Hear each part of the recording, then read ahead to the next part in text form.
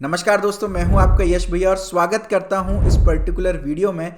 इस particular video में UP TET के 2016 का पेपर 1 के कंप्लीट मैथमेटिक्स के प्रीवियस ईयर पेपर को हम डिस्कस करने वाले हैं और ये वीडियो आपके लिए बहुत ज़्यादा हेल्पफुल होने वाली है।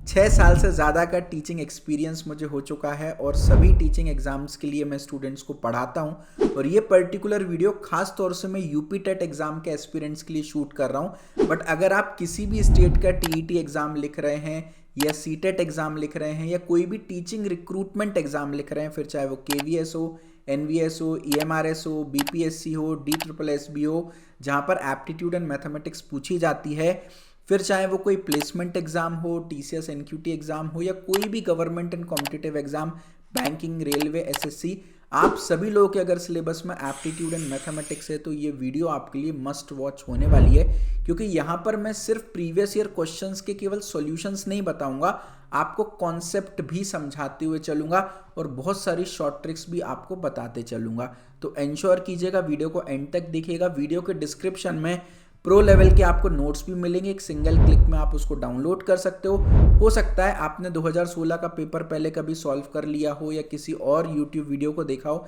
तब भी मैं आपको रिक्वेस्ट करूंगा भले ही 1.5x या 2x पर, बट इस वीडियो को एंड तक देखिएगा, बिकॉज बहुत सारी शॉर्ट ट्रिक्स, बहुत सारे नए कॉन्सेप्ट्स आपको सीखने को मिल रहे होंगे।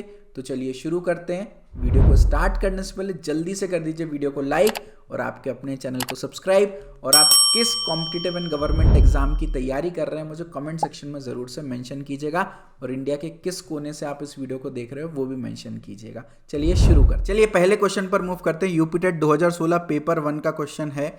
डिविजिबिलिटी रूल पर एक क्वेश्चन है। ये बोला है कि भाई x जो है वो एक सिंगल डिजिट नंबर है और 315x यानी कि ये 4 डिजिट का नंबर है, ये 9 से डिविजिबल है, तो x की क्या वैल्यू है। देखिए भाई, आपकी लाइफ में x की वैल्यू हो या ना हो, पर मैथ्स में आपकी x की वैल्यू बहुत होती है, तो इसका बहुत ध्यान रखेंगे अपन। देखिए भाई, 9 की डिविजिबिलिटी की मैं बात करता हूँ। कोई भी नंबर 9 से तब डिविजिबल होता है जब उसकी सम ऑफ डिजिट्स 9 से डिविजिबल होती है। मान लीजिए मेरे पास एक नंबर है 123, क्या ये 9 से डिविजिबल है? तो मैं बोलूँगा सर मैं ना सम ऑफ डिजिट कर ले रहा हूँ, सम ऑफ डिजिट आ रहा है 6, क्योंकि 6 9 से डिविजिबल नहीं होता, हेंस ये नंबर भी 9 से डिविजिबल नहीं होगा। आप करके देख लीजिए भाई, 9 1 जा 9, ये आ गया यहाँ पे 3, 33 करेंगे तो 3 टाइम्स आपका 27 आएगा और रिमाइंडर आ रहा है 6, यानी डिविजिबल नहीं हो रहा। अगर मैं इस नंबर को थोड़ा सा मॉडिफाई करके 126 कर दूं, क्योंकि 126 करने पर जो सम ऑफ डिजिट है वो आ रही है 9, और 9 जो है वो 9 से डिविजिबल होता है, यानी 126 भी 9 से डिविजिबल हो जाएगा। आप करके देख लीजिए, 9 1 टाइम्स आपका 9 गया, बचा 3 6, 4 टाइम्स आपका 36 चला गया, कोई भी रिमाइंडर नहीं आया यहाँ पर। तो sum of digit should be divisible by 9। तो 315x को 9 से डिविजिबल होने के लिए जो सम ऑफ डिजिट्स हैं they should be divisible by 9। Yes, तो ये क्या हो गया 516, ये हो गया 9 plus x should be divisible by 9। अब यहाँ पर दो पॉसिबिलिटी हो सकती है सर, या तो x की वैल्यू में 0 रखूँ तो ये 9/9 बन जाएगा, बट 0 तो ऑप्शन में दिया ही नहीं है, या तो मैं x की वैल्यू, अगला क्या है 9 के बाद अगला नंबर कौन सा होता है जो 9 से डिविजिबल होता है, 18 होता है। अब यहाँ पर ऊपर 18 बनाने के लिए x का वैल्यू क्या होना चाहिए, 9 होना चाहिए। तो अगर मैं x को 9 रख दूं तो ये क्या हो जाएगा, 9 प्लस 9 बराबर 18, 18 क्योंकि 9 से डिविजिबल होता है, हेंस दिस नंबर भी आपका 9 से डिविजिबल हो जाएगा। क्योंकि 9 के अलावा अगला नंबर क्या है जो 9 से डिविजिबल है, दैट इज 18। तो 18 बनाने के लिए 9 प्लस x को 18 बनाने के लिए x को 18 माइनस 9 यानी कि 9 होना पड़ेगा।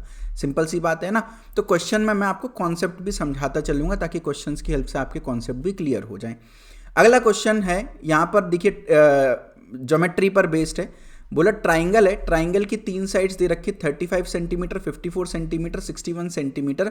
आपको सबसे लॉन्गेस्ट एल्टीट्यूड निकालना है, लॉन्गेस्ट एल्टीट्यूड निकालना है। मान लीजिए कोई भी ट्राइंगल अपन ड्रॉ कर लेते हैं, तो इसमें जो भी लॉन्गेस्ट एल्टीट्यूड है, एल्टीट्यूड का मतलब क्या होता है, परपेंडिकुलर ड्रॉ कर दिया आपने किसी साइड पर तो उसको एल्टीट्यूड बोल देते हैं। तो लॉन्गेस्ट एल्टीट्यूड निकालने का तरीका क्या होता है, शॉर्ट ट्रिक मैं आपको बताता हूँ। आप सबसे पहले ट्राइंगल का एरिया निकाल लीजिए, आप ट्राइंगल का एरिया निकाल लें, और ये एरिया अपन निकालेंगे यूजिंग हीरोज फॉर्मूला, है ना। और उसको अपन को पता है कि जो एरिया होता है ट्राइंगल का वो half into base into height के बराबर होता है। हाइट मतलब आपका एल्टीट्यूड, एल्टीट्यूड एंड हाइट एक ही बात होती है, ठीक है।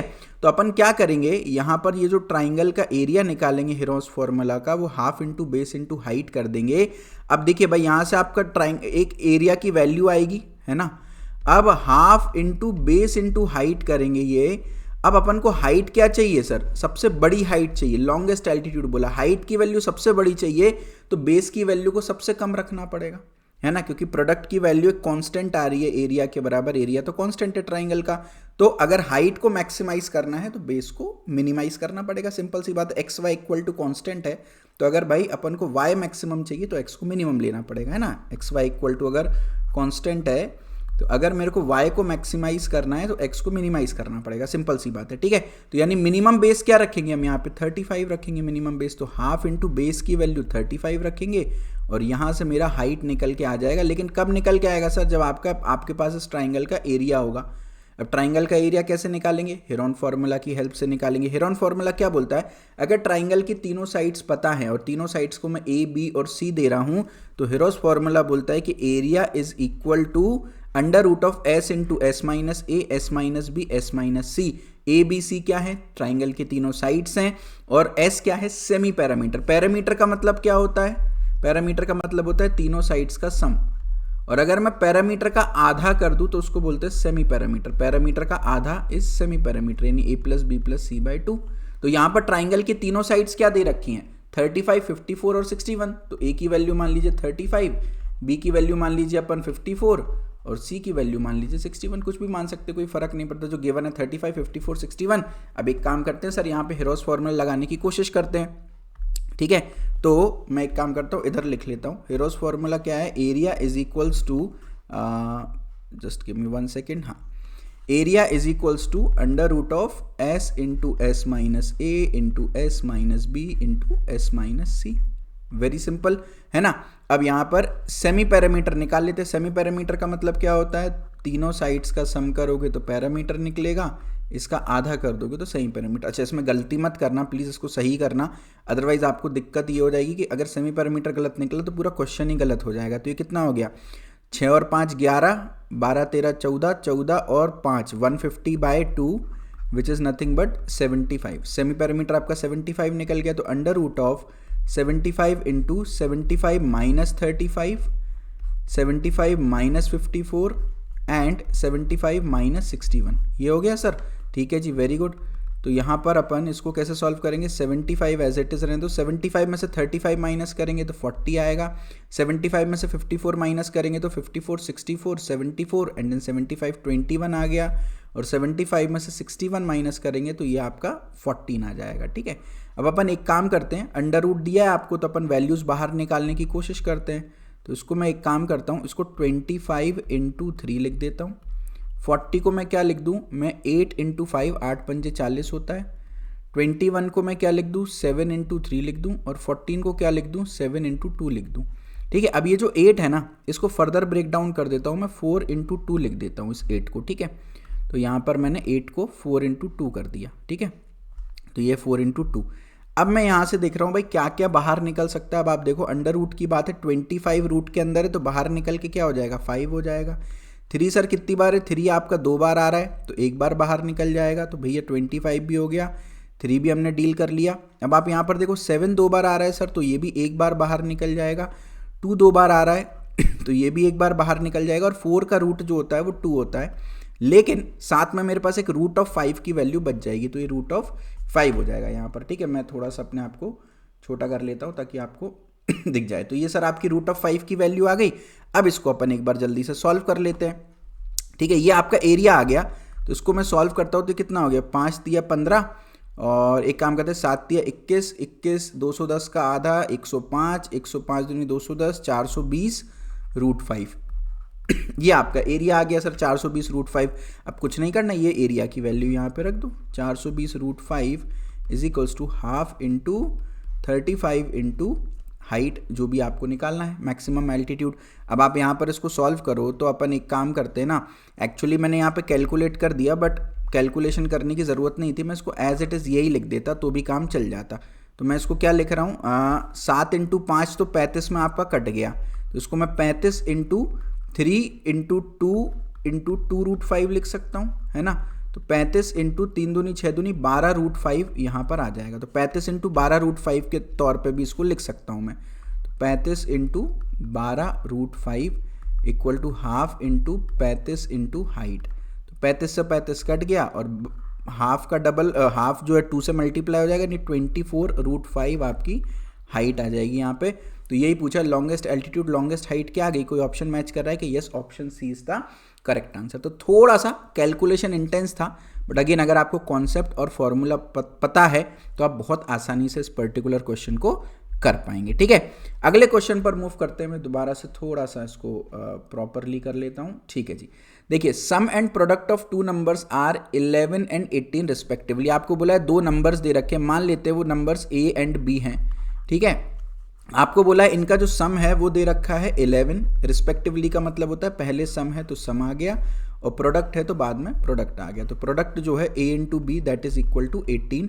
आपको सम ऑफ देयर रेसिप्रोकल, इनके रेसिप्रोकल का सम यानी 1/a प्लस 1/b की वैल्यू निकालनी है। देखिए वैसे मैं आपको बता देता हूं, सम ऑफ रेसिप्रोकल अगर आपको निकालना है ना, सम ऑफ रेसिप्रोकल अगर आपको निकालना है तो इसका शॉर्टकट होता है सर सम अपॉन प्रोडक्ट कर दो बस। तो जो दो नंबर का सम है वो ऊपर लिख दो, प्रोडक्ट नीचे लिख दो। तो भाई दो नंबर का सम क्या दे रखा है 11, प्रोडक्ट 18 दे रखा है। तो सम अपॉन प्रोडक्ट करने से सम ऑफ रेसिप्रोकल आ जाता है। कोई ऑप्शन मैच कर रहा है क्या? Option D is the correct answer. ठीक है, शॉर्टकट तो हो गया, बट मेथड कैसे है सर? आप देखो ये आ रहा है आपको सम ऑफ रेसिप्रोकल निकालना है। अपन ने यहाँ पर क्रॉस मल्टीप्लाई किया बी और ए का, तो ये क्या हो गया बी प्लस ए अपॉन ए इंटू बी। तो b प्लस ए की वैल्यू क्या दे रखी है 11 दे रखी है और a इंटू बी की वैल्यू 18 दे रखी है। तो आप इसको ऐसे कर लें या डायरेक्टली शॉर्टकट की हेल्प से कर लें, जैसी आपकी मर्जी हो। टाइम बचाना इंपॉर्टेंट है ना, जितना जल्दी आप क्वेश्चन देखिए। अगर मान लीजिए ये क्वेश्चन अपन को ये ट्रिक पता होती तो लिटरली आप 10 सेकंड में इसको सॉल्व कर पाते। तो जो 50 सेकंड इसमें अपन बचा रहे हैं एक्स्ट्रा, ये आप यहाँ पर लेंदी क्वेश्चंस में लगा पाएंगे। ठीक है, आसान क्वेश्चन सॉल्व करने से सिलेक्शन नहीं होगा, टफ क्वेश्चन को सॉल्व करने से सिलेक्शन होगा, है ना, क्योंकि आसान तो सभी कर रहे हैं, है ना। Which of the following is the largest number, इनमें से कौन सा नंबर, 4 नंबर दिए, इनमें से कौन सा नंबर लार्जेस्ट है। देखिए आज मैं आपको इसकी बहुत ही बढ़िया ट्रिक बताऊंगा, ये डिबेट हमेशा के लिए खत्म हो जाएगी। यूपी टेट 2016 पेपर 1 में ये सवाल पूछा गया था। ठीक है, अब देखिए अगर मैं आपसे बोलूँ कि यार A B C D 4 number हैं, कि भैया ए जो है सबसे बड़ा है, बी उससे छोटा है, सी उससे छोटा है, डी उससे छोटा है। अगर मैं इसको ऐसे बोलता हूँ, तो अगर मैं इस पूरे इक्वेशन में इक्वालिटी में 100 का मल्टीप्लाई कर दूं, तो भैया 100 ए भी सबसे बड़ा होगा, 100 बी उससे छोटा होगा, 100 सी उससे छोटा होगा और 100 डी सबसे छोटा होगा। किसी को कोई भी दिक्कत इसमें नहीं होगी, बिल्कुल सिंपल सा रूल है। तो भाई अगर ये इसको मैं ए मान लूँ, इसको बी, इसको सी, इसको डी मान लूँ, तो इनको 100 से एक बार मल्टीप्लाई करके देखना। तो ये हो गया 300/2, ये हो गया 400/3, ये हो गया 500/6, ये हो गया आपका 900/7। अच्छा पहले तो मैं आपको एक बात बता देता हूँ, ये जो 5/6 वैल्यू है ये 1 से छोटी है, क्योंकि न्यूमरेटर छोटा है डिनोमिनेटर बड़ा है ना। तो ये वैल्यू तो 1 से छोटी है, बाकी ये सारी वैल्यूज आप देखोगे तो 1 से बड़ी है। आप समझ रहे हो इस बात को? ये सारी वैल्यूज 1 से बड़ी हैं, तो ये वैसे भी आपका एलिमिनेट हो जाएगा, ये लार्जेस्ट हो ही नहीं सकता। तो इसको अपन ले ही ना अपने क्वेश्चन में, क्यों फालतू में टाइम वेस्ट करें। अब यहाँ पर बाकी इक्वेशंस देखिए भाई, ये 300/2 150 हो गया। 400 को जब आप 3 से डिवाइड करोगे तो ये कितना आएगा? आप देखिए 3 1 जा 3, बचा 1 0, 3 टाइम्स आ गया 9, बचा 1 0, 3 टाइम्स आ गया 9, तो ये लगभग 133 पॉइंट समथिंग आ गया। 900 को जब आप 7 से डिवाइड करोगे तो ये कितना आ गया आपका 7 1 जा 7, बचा 2 0, 7 दूनी 14, बचा आपका 6 0, 7 8 जा 56, है ना। तो ये 128 पॉइंट समथिंग आएगा, ये 133 पॉइंट समथिंग आएगा। तो क्लियर कट समझ में आ रहा है कि सर ये 150 जो है वो सबसे बड़ी क्वांटिटी है, यानी 100 ए सबसे बड़ा है तो ए भी सबसे बड़ा ऑब्वियसली होगा। तो करेक्ट आंसर 3/2 आ गया। ये तो हो गया इसका एक तरीका। दूसरा तरीका यहाँ पर ये भी है, देखो 3/2 आपको पता है सर ये वैल्यू 1.5 के बराबर आती है ना, 1.5 के बराबर। जब आप 4/3 करोगे, देखो 3/3 होता है आपका 1, और अगर मैं इसमें 3 का आधा 1.5 जोड़ दूँ, 1.5 जोड़ दूँ, तो 4.5/3 करेंगे तो ये 3/2 के बराबर आएगा। तो ये तो 4.5 नहीं है सर 4 है, तो यानी ये 1.5 से छोटी वैल्यू होगी, तो ये भी लार्जेस्ट नहीं हो सकता। ऐसे ही मैं अगर 7 का आधा करूँ तो 3.5 होना चाहिए यहाँ पर ऐड, है ना। तो ये 12.5/7 करूँगा तब जाके ये 3/2 बनेगा, है ना, यानी 1.5 बनेगा। ये तो नहीं है भाई इसके बराबर, तो ये भी लार्जेस्ट नहीं हो सकता, हेंस 3/2 इज द लार्जेस्ट। जो मेथड आपको समझ में आए आप उस मेथड को यूज़ कर सकते हो। फिलहाल मैंने आपको बताया था, आपको एक ऐसी ट्रिक बताऊंगा कि ये प्रॉब्लम हमेशा के लिए आपकी सॉल्व हो जाएगी। तो देखो भाई ट्रिक क्या बोलती है, ध्यान से समझना। आपने पहले 2 नंबर की लड़ाई कराई, 3/2 और 4/3 की। अब देखना, सबसे पहले मैं ऐसे मल्टीप्लाई करूंगा, 3 इंटू 3, 3 इंटू 3 क्या होता है, 9 होता है, 9 को यहाँ लिख दिया। फिर मैं ऐसे मल्टीप्लाई कराऊंगा, 4 इंटू 2 8 होता है। अब 9 और 8 में कौन बड़ा है आप बताओ, 9 और 8 में 9 बड़ा है, तो हेंस ये वाला नंबर बड़ा होगा। तो ये तो सबसे बड़ा नहीं हो सकता, हटा दो। अब इस नंबर को इससे कंपेयर कर लो, 3/2 और 5/6 की लड़ाई करा दो, तो 6 इंटू 3 18 और 2 इंटू 5 10। 18 और 10 में कौन बड़ा है, 18 बड़ा है, यानी ये वाला नंबर जो है वो बड़ा है, ये छोटा है, तो इसको हटा दो। अब 3/2 की लड़ाई 9/7 से करा दो, 3 इंटू 7 21, 9 इंटू 2 18। तो कौन बड़ा है, 21 बड़ा है सर, तो यानी ये वाला नंबर अभी भी बड़ा है, ये छोटा है, इसको हटा दो। तो सबसे बड़ा नंबर कौन सा आ गया, 3/2 आ गया। तो मल्टीपल मेथड्स होते हैं इस तरह के क्वेश्चन को सॉल्व करने के लिए। मेरा पर्सनली फेवरेट ये वाला मेथड है। आपको 3 नंबर दियो, 4 नंबर दियो, 5 नंबर दियो, आप बहुत आसानी से सॉल्व कर सकते हो। ठीक है, अगले सवाल पर मूव करते हैं। आपको बोला एक फिगर दिया है, इस फिगर के अंदर कितने स्क्वायर्स हैं। इस क्वेश्चन को सॉल्व करने से पहले मैं आपको नंबर ऑफ स्क्वायर्स की काउंटिंग का शॉर्टकट बताता हूं, जिसकी हेल्प से आप बहुत आसानी से क्वेश्चंस को सॉल्व कर पाएंगे। ठीक है, मान लीजिए मेरे पास यहाँ पर 1 2 3, ये आपको बताना है इसमें कितने स्क्वायर्स हैं, है ना। तो ये फिगर मैंने हाथ से ड्रॉ किया, तो कुछ आपको रेक्टेंगल टाइप के दिख रहे होंगे, बट अंदर सबको स्क्वायर माने। तो आप यहाँ पर हॉरिजॉन्टली लिखेंगे और वर्टिकली नंबरिंग करेंगे। कर ली अपन ने नंबरिंग, तो वर्टिकली नंबरिंग 4 तक जा रही है, हॉरिजॉन्टली 3 तक जा रही है। तो मैं क्या करूंगा सर, मैं 4 इंटू 3 करूंगा। फिर मैं दोनों तरफ पिताजी की पतलून एक बिलांग छोटी कर दूंगा, ये 3 और ये 2 कर दूंगा, दोनों तरफ एक एक कम कर दूंगा। फिर से एक एक कम करूंगा, 2 इंटू 1 करूंगा। ठीक है, ये कर लिया।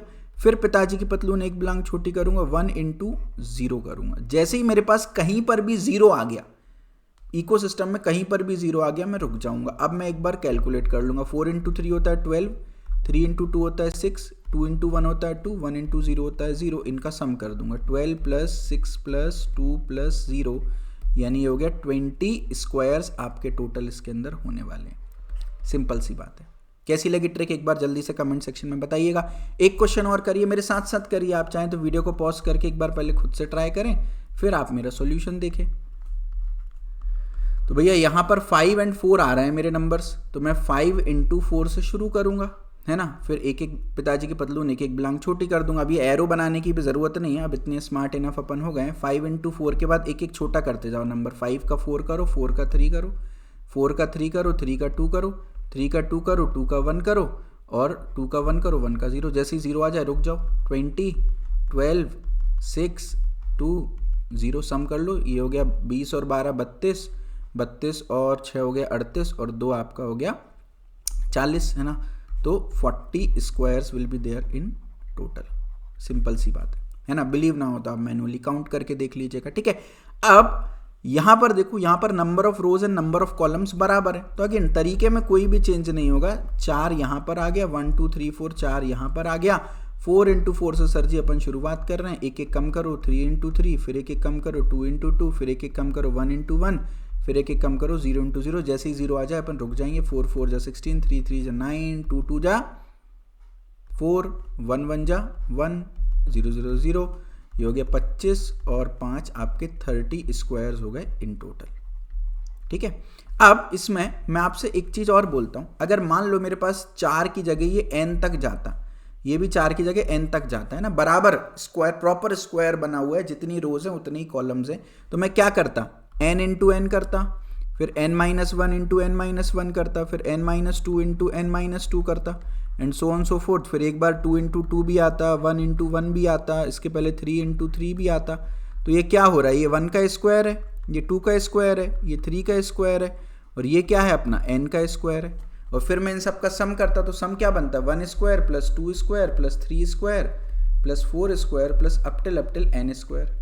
और फर्स्ट n नेचुरल नंबर्स के स्क्वायर्स का सम क्या होता है, n into n plus 1 into 2n plus 1 by 6, यही होता है। तो मैं डायरेक्टली इसको क्या लिख सकता था, n into n plus 1 into 2n plus 1 by 6। यहाँ भी आप देखो क्या कर रहा हूँ मैं, देखो 1 का स्क्वायर किया, 2 का स्क्वायर किया, 3 का स्क्वायर किया, 4 का स्क्वायर किया, और ऐड कर दिया। देखो 1 का स्क्वायर 1, 4 9 16, यही तो नंबर्स आ रहे थे।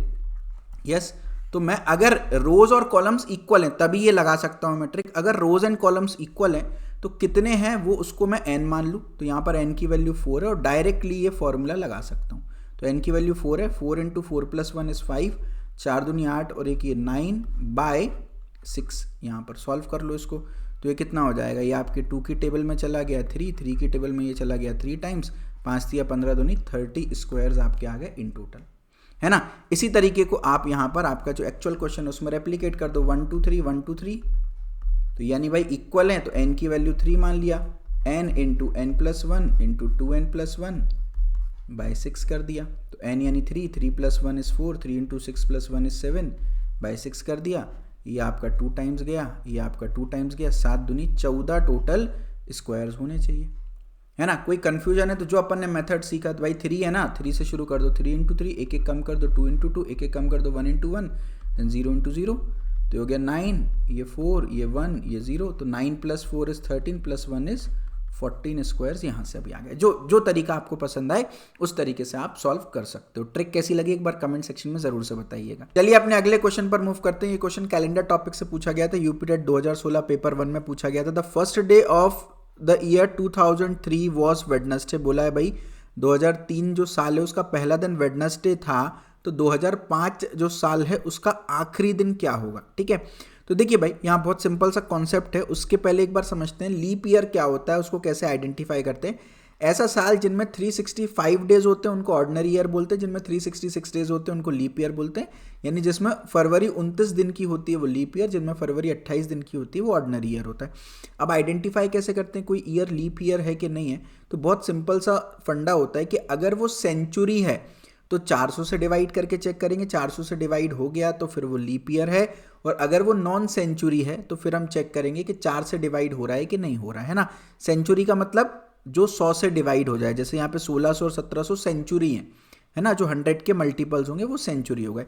अब क्योंकि 1600 जो है वो सेंचुरी है तो हम 4 से डिवाइड नहीं करेंगे। सेंचुरी के केस में हम क्या करेंगे सर, 400 से डिवाइड करके दिखेंगे क्या डिवाइड हो रहा है, तो हाँ भैया लीप ईयर है। 1700 सेंचुरी है, 4 से तो हो जाएगा डिवाइड, लेकिन सेंचुरी में 4 से नहीं करना डिवाइड, 400 से करना है। क्या 400 से डिवाइड हो रहा है 1700? नहीं हो रहा sir. 17/4 will give us some reminder, तो this is a ordinary year, ordinary year. ठीक है, अब 1996 एक सेंचुरी नहीं है, 100 का मल्टीपल नहीं है, तो 4 से डिवाइड करेंगे, 4 से डिवाइड ये हो रहा है तो इट्स अ लीप ईयर। 4 की डिविजिबिलिटी आपको पता है ना, आखिरी की 2 डिजिट देखना होता है बस कि वो 4 से डिविजिबल हैं कि नहीं है। अगर हैं तो पूरा नंबर 4 से डिविजिबल होगा। यहाँ पर ये देखो भाई 19 आखिरी की 2 डिजिट 4 से डिविजिबल है, नहीं है तो मतलब पूरा नंबर भी नहीं है ना। और वैसे भी जो ऑड नंबर्स होते हैं वो 4 से डिविजिबल नहीं होते, तो ये अपने आप में क्या हो गया, ऑर्डिनरी ईयर हो गया। ठीक है, तो अब अच्छा इनमें 4 से डिवाइड क्यों किया, क्योंकि ये 100 के मल्टीपल्स नहीं है, सेंचुरी है, सेंचुरी नहीं है माफ़ कीजिएगा, तो 4 से डिवाइड कर दिया। ठीक है, अब यहाँ पर अगर आप ध्यान से देखेंगे तो 2003 मेरा जो है वो 4 से डिवाइड नहीं होगा, तो ये अपने आप में ऑर्डिनरी ईयर है। 2004 जो है वो अपने आप में लीप ईयर है। ठीक है, बस इतना अपन कर लेंगे। और 2005 जो है वो अपने आप में ऑर्डिनरी ईयर है। अब इसके सारे हम क्वेश्चन को बहुत जल्दी सॉल्व कर पाएंगे। देखिए कैसे सॉल्व करना है। ऑर्डिनरी ईयर जिस दिन से शुरू होता है उसी दिन पे खत्म होता है, ये ट्रिक आप याद रखिएगा। और लीप ईयर जिस दिन से शुरू होता है उसके अगले दिन पर खत्म होता है। मतलब 2003 का जो 1 जनवरी है वो वेडनेसडे है, गिवन है भाई सर, पहला दिन वेडनेसडे है, तो जो 31 दिसंबर होगा ना इसका आखिरी दिन वो भी वेडनेसडे ही होगा। मतलब जिस पे शुरू होता है उसी पे खत्म होता है ऑर्डिनरी ईयर। ठीक है, अब 31 दिसंबर 2003 सर वेडनेसडे है, तो 1 जनवरी 2004 क्या होगा, अगले ही दिन है ये तो जस्ट, तो ये तो थर्सडे हो जाएगा, है ना। अच्छा 31 दिसंबर 2004 क्या होगा, अच्छा लीप ईयर है क्योंकि 2004, तो जिस दिन पे शुरू हो रहा है उसके अगले दिन पे खत्म होगा। ऑर्डिनरी ईयर जिस दिन पे शुरू होता है उसी दिन पे खत्म होता है। लीप ईयर जिस दिन पे शुरू हो रहा है उसके अगले दिन पे खत्म होगा, यानी फ्राइडे पे खत्म होगा। अब क्योंकि 2004 फ्राइडे पे खत्म हुआ है तो 2005 कहाँ से शुरू होगा, वो सैटरडे से शुरू होगा, है ना। यानी 2005 का जो पहला दिन है वो सैटरडे है, तो आखिरी का दिन भी क्या होगा, क्योंकि 2005 एक ऑर्डिनरी ईयर है, तो ऑर्डिनरी ईयर जिस दिन से शुरू होता है उसी दिन पे खत्म होता है, तो ये भी आपका सैटरडे ही हो जाएगा। और आपसे क्या पूछा, लास्ट डे ऑफ 2005, यानी 31 दिसंबर 2005 लास्ट डे है 2005, उस दिन कौन सा डे है, सैटरडे है। Option D will be the correct answer है यार, है ना। तो मेरे ख्याल से आपको बढ़िया लेवल पर इसमें क्लैरिटी मिली होगी। ठीक है, अगले क्वेश्चन पर मूव करते हैं। आपसे पूछा है HCF ऑफ 14/33, 21/22, 42/55, इसका HCF क्या है। देखिए उसके पहले अपन थोड़ा सा HCF LCM अगर निकालना नहीं आता है तो वो मैं आपको सिखा देता हूं, और फिर फ्रैक्शंस के केस में HCF LCM कैसे निकालते हैं वो सीख लेते हैं, फिर अपन इस क्वेश्चन को सॉल्व कर लेंगे। मान लीजिए आपको दिया है 36, 24 और 12, इसका HCF निकालने के लिए बोला है, तो आप क्या करोगे, इनके प्राइम फैक्टर्स निकाल लोगे, है ना। हालांकि इसमें अलग अलग ट्रिक्स होती हैं, बट अभी बहुत ज़्यादा डिटेल में नहीं जाएंगे, अपन एक जो बेसिक कोर आइडिया है वो सीख लेते हैं। 36 को प्राइम नंबर्स में सर ब्रेक कीजिए, 2 से डिवाइड किया तो 18 बचा, फिर 2 से डिवाइड किया तो 9 बचा, 3 से डिवाइड किया तो 3 बचा, 3 से डिवाइड किया तो 1 बचा, तो हो गया 2 इंटू 2 इंटू 3 इंटू 3। इसको आप 2 की पावर 2 इंटू 3 की पावर 2 लिख देते हैं, है ना। अब इसको ऐसे करने की जरूरत नहीं होती, अपन इसको क्या कर सकते हैं, देखो 24 को 8 इंटू 3 लिख सकते हैं, और 8 को 2 का क्यूब लिख सकते हैं, 2 का क्यूब इंटू 3, 3 को 3 की पावर 1 लिख दो, है ना। 12 है, इसको 4 इंटू 3 लिख सकते हैं, 4 को 2 का स्क्वायर कर दिया इंटू 3 की पावर 1, तो प्राइम नंबर्स के फॉर्मेट में लिख दिया, 2 और 3 प्राइम नंबर्स हैं, इसको हम बोल देते हैं प्राइम फैक्टराइजेशन, ठीक है। अब यहां पर अगर आपसे HCF पूछा है ना, तो आप क्या करोगे, जो भी कॉमन प्राइम नंबर्स हैं, कॉमन प्राइम फैक्टर्स हैं, उनको ले लोगे। आप यहां पर देखो 2 कॉमन है, तीनों में आ रहा है, ले लेंगे, 3 कॉमन है, तीनों में आ रहा है, ले लेंगे, ठीक है। ऐसा हो गया। अब आप यहां पर ध्यान से देखिए, अब जो कॉमन लिया उन पर मिनिमम पावर क्या है वो देखेंगे। तो मिनिमम पावर आपने देखा 2 पे सर 2 चढ़ी है, 3 पे मिनिमम पावर आप देखोगे तो 1 चढ़ी है ना, मिनिमम 1 है, देखो 2 पे मिनिमम 2 है, तो यही आपका LCM हो जाएगा, 2 इंटू 2 4 इंटू 3 12 आपका HCF निकल करके आ गया, हाईएस्ट कॉमन फैक्टर, ठीक है। अब मैं अगर LCM की बात करूं सर, तो LCM में हम क्या करते हैं, हम कॉमन नहीं लेंगे, हम तो सब ले लेंगे जो भी है। तो हमारे पास फिलहाल क्या है, यहाँ पे 2 और 3 है, इत्तेफाक से 2 और 3 है, उसके अलावा तो और कुछ है भी नहीं। तो इस बार अपन मिनिमम पावर ना लेके मैक्सिमम पावर लेंगे, तो 2 पे मैक्सिमम पावर क्या है, यहाँ पे 3 है, 3 पे मैक्सिमम पावर क्या है, 2 है ना। तो ये हो गया आपका 8 और ये हो गया आपका 3 का स्क्वायर 9, यानी 72 आपका LCM निकल करके आ गया, ठीक है। तो HCF LCM कैसे निकालते हैं आपको क्लियर हो गया होगा। इसमें जस्ट छोटा सा एक एग्जांपल और आपको देता हूँ। मान लीजिए यहाँ पर 5 होता, तो क्या मैं 5 को HCF में लेता, नहीं लेता, 5 तीनों में होना जरूरी था, लेकिन LCM में इंक्लूड हो जाता है, क्योंकि LCM में आप सब कुछ ले रहे होते हो, ठीक है। अच्छा, मान लेते हैं कोई ऐसा नंबर जो किसी में भी कॉमन ना हो, मान लो यहाँ पे 5 है, और मतलब ऐसा है कि अगर कुछ भी कॉमन नहीं आ रहा है ना, जैसे मान लीजिए यहाँ पर एक नंबर अपन ने मान लीजिए यहाँ पर एक 2 है, एक नंबर है 3, एक नंबर है 5। अब इनके प्राइम फैक्टराइजेशन में आप देखो कुछ भी कॉमन नहीं आएगा, यहाँ पे 2 की पावर 1, ये 3 की पावर 1, ये 5 की पावर 1, तो इन दैट केस हम HCF को क्या बोल देंगे, 1 होता है HCF in that particular case, ठीक है। अब ये तो कोई एक्स्ट्रा नॉलेज है जो मैंने दे दी, हालांकि LCM HCF कैसे निकालते हैं वो बस बेसिक एजेंडा था आपको समझाना, वो समझ में आया होगा, ठीक है। अब फ्रैक्शंस के केस में क्या करते हैं, देखिए भाई, जो भी चीज़ है उसको अपन न्यूमरेटर में लिखते हैं। मान लीजिए आपको फ्रैक्शन का HCF निकालना है, तो जो न्यूमरेटर है उनका HCF निकाल दो और डिनोमिनेटर का LCM, डिनोमिनेटर के साथ ऑपोजिट करते हैं। अगर मुझे LCM निकालना होता सर तो मैं क्या करता, न्यूमरेटर का LCM निकालता, ACE न्यूमरेटर है इनका LCM, और डिनोमिनेटर का सर HCF निकालता, डिनोमिनेटर का HCF। तो जो निकालना है उसको न्यूमरेटर में रखो, न्यूमरेटर की वो चीज निकालो, और डिनोमिनेटर में उसका जस्ट ऑपोजिट कर दो, ठीक है। जैसे कि यहां पर इस पर्टिकुलर क्वेश्चन में क्या बोला था, 14/33, 21/22 एंड 42/55 का आपको HCF निकालना है। तो भैया जो निकालना है वो न्यूमरेटर का निकालो, यानी मैं HCF निकालूंगा किसका, न्यूमरेटर का, 14, 21 एंड 42 का, और डिनोमिनेटर का मैं क्या निकालूंगा, इसका जस्ट ऑपोजिट LCM, डिनोमिनेटर है 33, 22 एंड 55। अब निकालते कैसे, अभी थोड़ी देर पहले देखा, देखो 14 के प्राइम फैक्टराइजेशन 2 इंटू 7, 21 का प्राइम फैक्टराइजेशन 3 इंटू 7, 42 का प्राइम फैक्टराइजेशन को अपन 42 को 6 इंटू 7 लिख सकते हैं। अब 6 तो प्राइम नहीं है तो इसको प्राइम में कन्वर्ट करो, 2 इंटू 3 इंटू 7 कर सकते हैं। अब आप देखो क्या कॉमन है, 2 क्या तीनों में आ रहा है, नहीं आ रहा सर, तीनों में आना जरूरी है। 3 क्या तीनों में आ रहा है, नहीं आ रहा, लेकिन 7 तीनों में आ रहा है, तो HCF जो है वो आपका क्या हो जाएगा, 7 पर जो मिनिमम पावर चढ़ी है वो क्या है, 1 है, तो HCF आपका 7 निकल के आ गया। तो न्यूमरेटर में सर 7 आ गया। डिनोमिनेटर में क्या आ जाएगा सर, डिनोमिनेटर में अपन इनकी प्राइम फैक्टराइजेशन कर लो। 33 को मैं क्या लिख सकता हूँ, 3 इंटू 11, 11 भी प्राइम, 3 भी प्राइम। 22 को 2 इंटू 11, 2 भी प्राइम, 11 भी प्राइम। 55 को 5 इंटू 11, 5 भी प्राइम, 11 भी प्राइम। तो एलसीएम में मैं क्या बोलता हूँ, सबको लेना है, 2 को भी लेना है, 3 को भी लेना है, 5 को भी लेना है, 11 को भी लेना है और इनकी मैक्सिमम पावर्स लेना है। 2 पे मैक्सिमम पावर 1 ही चढ़ी है सर, 3 पे भी 1 चढ़ी है, 5 पे भी 1 चढ़ी है, 11 पे भी 1 चढ़ी है, तो ये सब पावर एक्चुअली 1 ही होंगी जो मैक्सिमम में ले रहा हूँ, ठीक है। थोड़ा सा अपने आप को फिर से छोटा कर लेता हूँ सो दैट आप लोग को क्लियरली ये विजिबल हो, ठीक है। अब यहाँ पर इसका आप एलसीएम निकाल रहे हो तो ये कैसे निकाल लोगे, 2 इंटू 3 हो गया 6, 6 5 जा 30, 30 इंटू 11 330, तो आपका जो एलसीएम है वो 330 आ गया। तो ओवरऑल इस पूरे फ्रैक्शन का एचसीएफ क्या निकल के आया, 7/330। कोई ऑप्शन मैच कर रहा है कि yes, option A is the correct answer here, है ना। तो एचसीएफ एलसीएम का अगर आपको कॉन्सेप्ट पता है, फ्रैक्शंस का कैसे निकालते हैं, तो आप बहुत आसानी से इस क्वेश्चन को सॉल्व कर सकते थे, ठीक है। अगले क्वेश्चन पर मूव करते हैं। मुझे लग रहा है शायद यूपी टेट की हिस्ट्री का, इसको मैं बोलूँगा ये सबसे आसान सवाल था जो मुझे लगा। तो मैं एक बार जल्दी से आपको ये पढ़ के बता देता हूँ। देखिए, आपको वैल्यू बताना है 57 रुपीज़ 75 पैसे की वैल्यू बताना है, पैसे के टर्म्स में बताना है सारी वैल्यू। तो यार ये तो कितना सिंपल है, 1 रुपये में 100 पैसा होता है, तो 57 रुपये में कितना पैसा हो जाएगा, 5700 पैसा हो जाएगा, और 75 पैसा तो ये है ही, तो वो ऐड कर देंगे तो 5775 पैसा टोटल हो जाएगा। पैसे में बताना है अपन को, तो option D will be the correct answer. बिल्कुल सिंपल सा क्वेश्चन था। अगले सवाल पर मूव करते हैं। ये एक बढ़िया क्वेश्चन है, यूनिट डिजिट पर ये क्वेश्चन है। तो आपको बोला है 3 की पावर 99 माइनस 3 की पावर 50 में जब अपन माइनस करेंगे इन दोनों नंबर्स को, तो जो फाइनली एक बहुत बड़ा नंबर आएगा उस नंबर की यूनिट डिजिट, यूनिट डिजिट आप समझते हैं आखिरी की संख्या, मान लो 1 2 3 4 है तो उसकी यूनिट डिजिट क्या है, 4 हो गई, है ना। आखिरी की संख्या आपको निकालना है, ठीक है।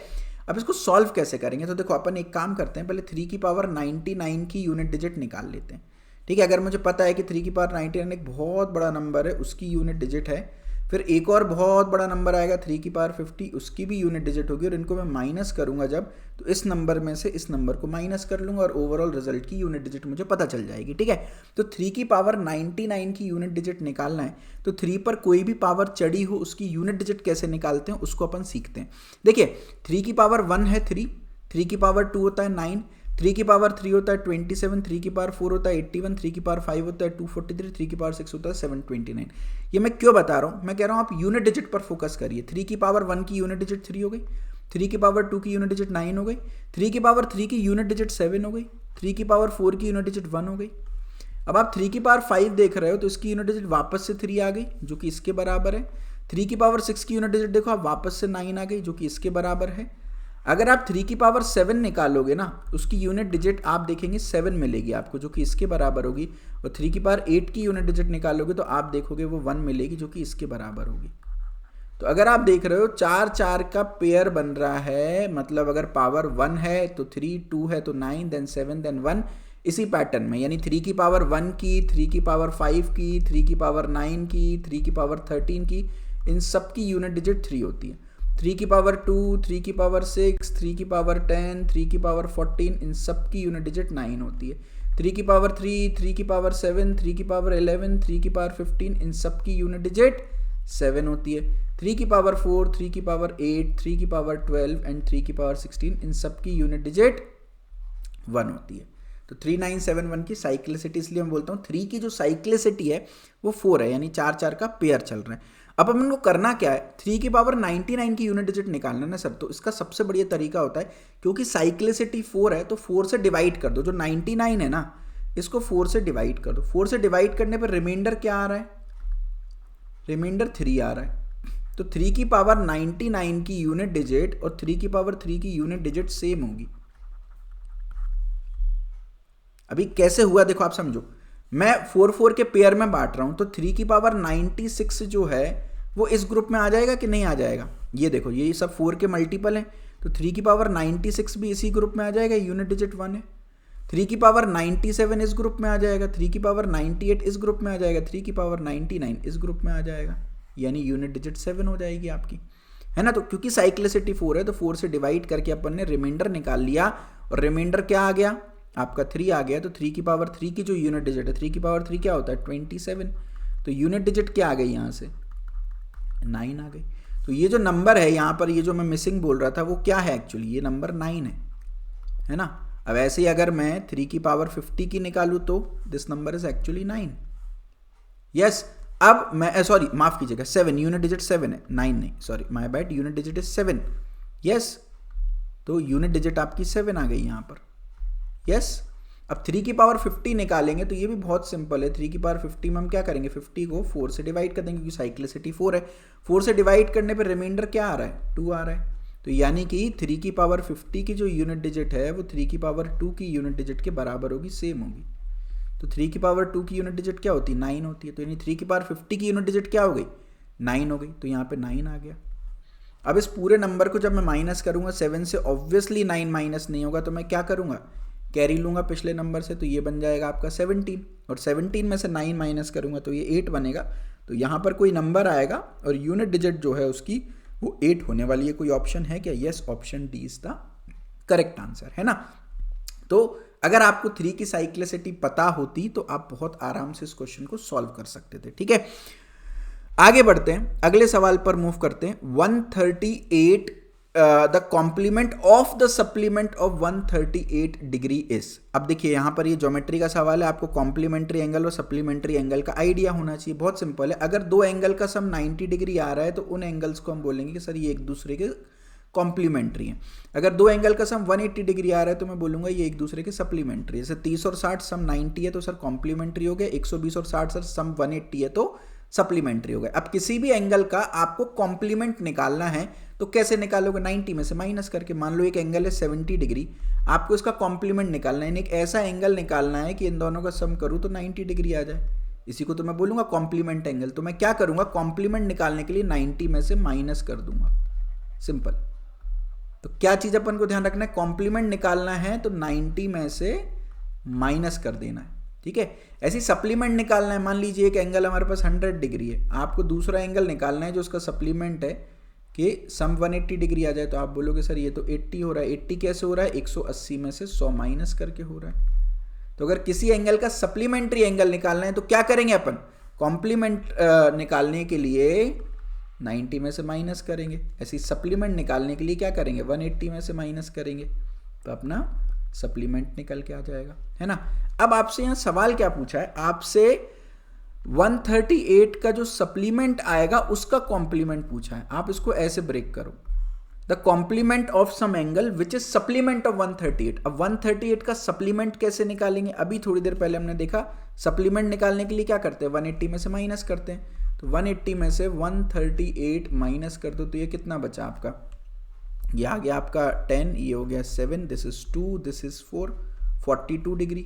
तो अब सवाल क्या बन गया, द कॉम्प्लीमेंट ऑफ 42 डिग्री। 42 डिग्री का कॉम्प्लीमेंट, देखो ये भाई अधिकतर बच्चे ये गलत कराते हैं, ये आंसर नहीं है। आपको 42 डिग्री का कॉम्प्लीमेंट निकालना है। कॉम्प्लीमेंट कैसे निकालेंगे, 90 में से माइनस करके। तो 90 माइनस 42 कर देंगे तो ये आपका आ गया 10, ये 8, ये हो गया आपका 10 minus 2 is 8 and 8 minus 4 is 48। तो 48 degree option B will be the correct answer here, है ना। तो इस तरीके से आप सप्लीमेंट एंड कॉम्प्लीमेंट निकाल पा रहे हैं। तो आप देखिए क्वेश्चन के माध्यम से हम बहुत सारे कॉन्सेप्ट्स भी सीखते चल रहे हैं। चलिए अगले क्वेश्चन पर मूव करते हैं। अगले क्वेश्चन पर मूव करने से पहले कुछ प्रीरिक्विजिट है जो मैं आपसे बोलना चाहता हूं। देखिए अगर आपको किसी भी एग्जाम में एक्सेल करना है जहां पर एप्टीट्यूड या मैथमेटिक्स एज सिलेबस है, तो 1 से लेके 50 तक के सर स्क्वायर्स आप याद कर लीजिए मिनिमम, 1 से लेके 20 तक के क्यूब्स आप याद कर लीजिए, 1 से लेके 30 तक की टेबल्स याद कर लीजिए और 1 से लेके 200 तक के प्राइम नंबर्स याद कर लीजिए। इतना तो मिनिमम करना ही करना है। अगर बन पड़े तो 1 से लेके 100 तक के स्क्वायर्स याद कर लोगे फिर तो बहुत ही बढ़िया काम हो जाएगा। 1 से लेके 40 तक के अगर क्यूब्स याद कर लिए अनबीटेबल बन जाओगे। 1 से लेके 50 तक की टेबल और 1 से लेके 500 तक के प्राइम नंबर्स याद कर लिए तो पेपर आपका निकल जाएगा, आपकी कैलकुलेशन बहुत मजबूत हो जाएगी। बट ज़्यादा नहीं तो कम से कम 50 तक के स्क्वायर, 20 तक के क्यूब, 30 तक की टेबल, 200 तक के प्राइम नंबर्स आप याद कर लीजिएगा। ये आपको नोट्स में मिल जाएंगे, ठीक है। 1 से लेके 100 तक के स्क्वायर, 1 से लेके 20 तक के क्यूब, 1 से लेके 30 तक की टेबल और 1 से लेके 200 तक के प्राइम नंबर्स, ठीक है। ऐसा करने का क्यों बोल रहा हूँ, देखिए आप इस पर्टिकुलर क्वेश्चन को देखिए। आपसे बोला है 269 में ऐसा मैं कौन सा नंबर ऐड करूँ सबसे छोटे से छोटा कि जो रिजल्ट बने, जो रिजल्ट मेरा आए वो एक परफेक्ट स्क्वायर हो। परफेक्ट स्क्वायर का मतलब क्या है, जब इस रिजल्ट का अंडर रूट करूं तो that should be some natural और होल नंबर, यही तो बात है ना। परफेक्ट स्क्वायर बने यानी किसी नंबर का स्क्वायर बने। अब देखिए अगर मेरे को 1 से लेके 50 तक के स्क्वायर याद होते तो मुझे पता है सर 16 का स्क्वायर होता है 256, 17 का स्क्वायर होता है 289, इनके बीच में और कोई भी परफेक्ट स्क्वायर नहीं होता। तो 269 में सर मुझे कुछ ऐसा जोड़ना पड़ेगा कि अगला जो नंबर है वो 289 है वो बन जाए, है ना, ये बन जाए। तो 269 में मैं क्या ऐड करूँ, 20 ऐड करूंगा तो 289 बन जाएगा। 289 का आप रूट करोगे तो वो 17 आ जाएगा। और अगले स्क्वायर रूट पे क्यों गए 256 के जस्ट बाद वाले पे, क्योंकि मिनिमम स्मॉलेस्ट पॉसिबल नंबर आपको ऐड करना था। आंसर 20 आ गया। सर अगर ये नहीं पता होता तो कैसे करते, देखिए दूसरा तरीका ये है कि सर आप 269 में स्मॉलेस्ट नंबर ऐड करना है ना, तो पहले 7 ऐड करके देखते, है ना, आपका रिजल्ट आता, ये आ जाता आपका 276। फिर आप इसका रूट देखते कि सर ये परफेक्ट स्क्वायर है कि नहीं है, नहीं काम बनता तो 269 में फिर आप 16 ऐड करके देखते, 16 ऐड करके देखते तो आपको यहाँ पर मिलता ये 285 मिलता। फिर पता चलता सर ये भी परफेक्ट स्क्वायर नहीं है। फिर 269 में 20 ऐड करते तो फिर 289 मिलता और पता चलता कि ये परफेक्ट स्क्वायर है। क्योंकि स्मॉलेस्ट नंबर चाहिए इसलिए मैंने स्मॉलेस्ट से शुरुआत की, 7 के बाद फिर 16 पे गया, फिर 20 पे गया, है ना। इस तरीके से सॉल्व करते या एक अंदाज़ा लगाते। अंदाज़ा कैसे लगाते सर, अपन को पता है 10 का स्क्वायर होता है 100 और 20 का स्क्वायर होता है 400। तो ये जो 269 है वो इसी के बीच में है, तो जो स्क्वायर रूट वगैरह समथिंग आएंगे वो 10 से 20 के बीच में। फिर हम और क्लोज अंदाजा लगाते हैं, हम कहते हैं सर 15 का स्क्वायर है 225 और 20 का स्क्वायर है 400, तो भैया ये 15 से 20 के बीच में ही कोई स्क्वायर रूट बन रहा होगा, है ना। फिर हम अंदाजा लगाते हैं सर 15 के बाद 16 है जो होता है 256 और 17 होता है 289, है ना। अगर मेरे को याद नहीं होता तो ये सब मेरे को निकालने पड़ते, एंड हेंस मुझे पता चलता कि जो भी नंबर आएगा 256 के बाद 289 होगा स्मॉलेस्ट नंबर जिसका मैं रूट निकाल सकता हूँ, ठीक है। तो 269 में फिर मैं 20 ऐड करता हूँ 289 तक पहुँचता। अब इतना सब कुछ अगर नहीं करना तो 1 से लेकर सर 50 तक के स्क्वायर्स अगर आप याद करेंगे तो सुखी रहेंगे, जल्दी से आपका काम हो जाएगा, ठीक है। अगले क्वेश्चन पर मूव करते हैं। बोला if the speed of the bus is increased by 5 kilometre from its normal speed, अगर बस की स्पीड को 5 से बढ़ा दिया जाए तो 2 घंटे कम लगते हैं उसको 300 किलोमीटर का डिस्टेंस कवर करने के लिए। तो भाई डिस्टेंस तो 300 किलोमीटर ही कवर करना है, अगर स्पीड को घटा दिया जाए, स्पीड को बढ़ा दिया जाए तो 5 किलोमीटर से बढ़ा दिया जाए 5 किलोमीटर प्रति घंटे से, तो 2 घंटे कम लगते हैं। आपको normal speed of the bus बताना है। बस की नॉर्मल स्पीड क्या, ऑप्शन दिए या तो 25 है या 30 है या 45 है या नन ऑफ दीज, इनमें से कोई नहीं है, ठीक है। अपन एक काम करते हैं, इसको सॉल्व करने की जगह ऑप्शन से चल के देखते हैं। अपन मान लेते हैं नॉर्मल स्पीड 25 है, speed equal to distance upon time होता है। सर अपन को डिस्टेंस भी दी है स्पीड भी, तो टाइम जो है वो डिस्टेंस अपॉन स्पीड हो गया, ध्यान से समझना। टाइम जो है वो डिस्टेंस अपॉन स्पीड हो गया, डिस्टेंस 300 है, स्पीड है आपकी 25, तो कितना समय लगेगा ये पूरा काम करने में, आप ध्यान से देखो। तो ये आपको 12 आवर्स लगेंगे पूरा ट्रैवल करने में, मतलब घर तक पहुंचने में, अगर मैं नॉर्मल स्पीड को 25 मानूं। अब बोल रहा है स्पीड को 5 से बढ़ा दो, यानी 25 से स्पीड को 30 कर दो, तो भैया डिस्टेंस हो गया आपका 300 ही है। अब स्पीड अगर 30 हो गई तो आप देखो टाइम जो है वो 10 आवर्स बचा, कम हो गया। 2 घंटे से कम हुआ क्या, हाँ 2 घंटे से कम हुआ, मतलब ये ऑप्शन मेरा सही है, खत्म बात। नहीं सही बैठता तो दूसरा ट्राई करते, अगर नॉर्मल स्पीड 30 मानते तो 30 स्पीड में 10 आवर्स लग रहा है ना। फिर 5 किलोमीटर से अगर स्पीड बढ़ा देते तो 30/35 हो जाता है, ये डिस्टेंस 300 ही रहता और जो आपकी स्पीड है वो 35 हो जाती। अब इसको आप सॉल्व करोगे तो 2 का डिफरेंस नहीं आएगा, आप निकाल के देख लेना, है ना। 8 आवर्स आंसर नहीं आएगा इसका, अगर 8 आवर्स आ रहा होता तो फिर 2 का डिफरेंस आ जाता, है ना, तो ये नहीं होगा। सिमिलरली आप 45 पे चेक कर लेना, 300/45 करके देखो पहले, तो यहाँ से आपका एक्चुअल टाइम आ जाएगा। फिर 5 की स्पीड बढ़ाना, 300/50 करना, तो यहाँ पर इन दोनों के बीच में आप देखना 2 का डिफरेंस आपको नहीं मिलेगा। 2 का डिफरेंस केवल यही मिल रहा है, यानी जो 25 हमने नॉर्मल स्पीड मानी है वो बिल्कुल सही है। Option A is the correct answer. अगर 25 भी फिट नहीं बैठता, 30/45 भी फिट नहीं बैठता, फिर हम नन ऑफ दीज को टिक करके आ जाते हैं ना। तो इक्वेशन वगैरह बनाने की जरूरत नहीं थी, जहां ऑप्शन का सहारा मिल सकता है वहां पर ऑप्शन का सहारा लेंगे, ठीक है।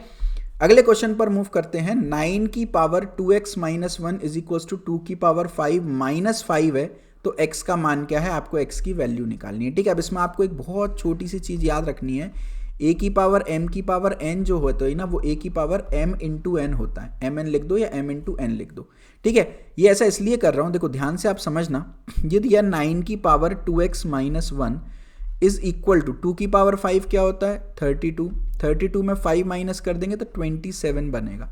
है ना, यानी 9 की पावर 2x माइनस 1 को मैं 3 की पावर 3 लिख सकता हूँ क्या, 3 3 जा 9 3 जा 27, 3 की पावर 3 लिख सकता हूँ। अब अपन को एक चीज़ और पता है सर कि अगर a की पावर m a की पावर n के बराबर होता है, बेस सेम होता है, तो मैं पावर को इक्वेट कर सकता हूँ। बट सर यहाँ तो बेस 3 है, यहाँ 9 है, तो बेस सेम नहीं है, तो अपन बेस को सेम करो, 9 को 3 का स्क्वायर कर दो की power 2x minus 1 is equal to 3 की पावर 3।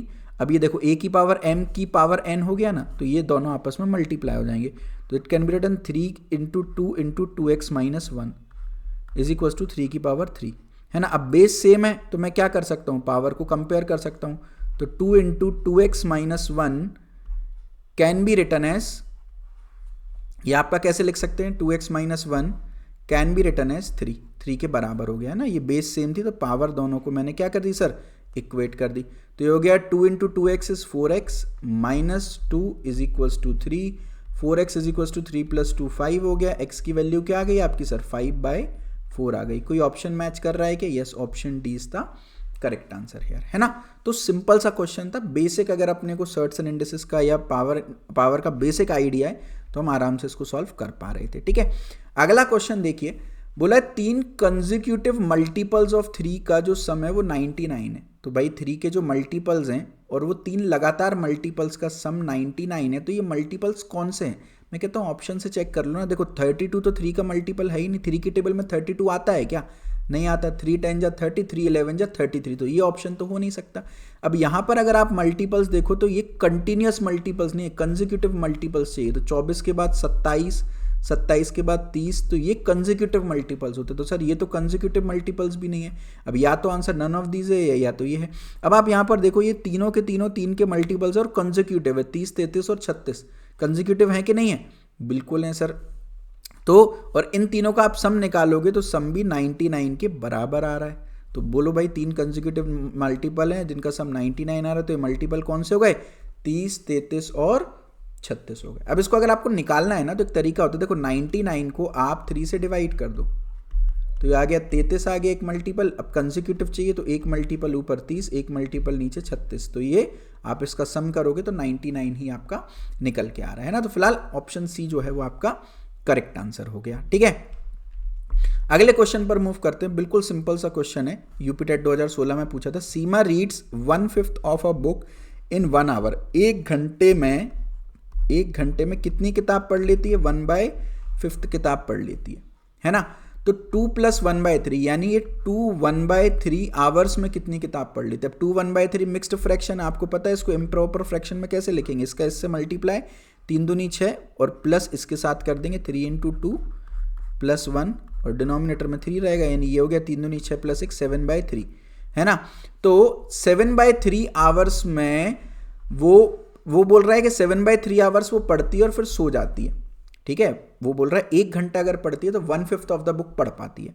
अब बोल रहा है वो 7/3 आवर्स सर पूरा पढ़ा और फिर वो सो गई। अब जब वो सो गई तो आपसे पूछा कितनी बुक बची है पढ़ने के लिए, कितनी बुक पढ़ ली, ये नहीं कितनी बुक बची है पढ़ने के लिए, ठीक है। तो भैया 1 आवर में 1/5 पढ़ ली, तो 7/3 आवर्स में कितनी पढ़ ली, 7/3 × 1/5 यानी 7/15 पोर्शन जो है वो बुक का पढ़ लिया, है ना, 7/3 आवर्स में। तो कितना पोर्शन बचा पढ़ने के लिए, भाई टोटल को अपन 1 मानते हैं फ्रैक्शन के केस में, तो 1 में से माइनस कर दो ये, तो ये हो गया 15/15 लिख सकते हैं 1 को, माइनस 7/15 यानी 8/15 बुक जो है वो बची है पढ़ने के लिए। ऑप्शन ए करेक्ट आंसर है। या इसको आप ऐसे भी समझ सकते हो, देखिए कभी भी इस तरह का क्वेश्चन आए ना तो जो डिनोमिनेटर है उसको टोटल मान लो। भाई टोटल मान के चलो कि भैया किताब में 15 पेज हैं, 15 में से कितने पढ़ लिए, 7 पार्ट पढ़ लिए, यानी पढ़ लिए 7 पेज, बचे कितने पेज पढ़ने के लिए, 8 पेज बचे।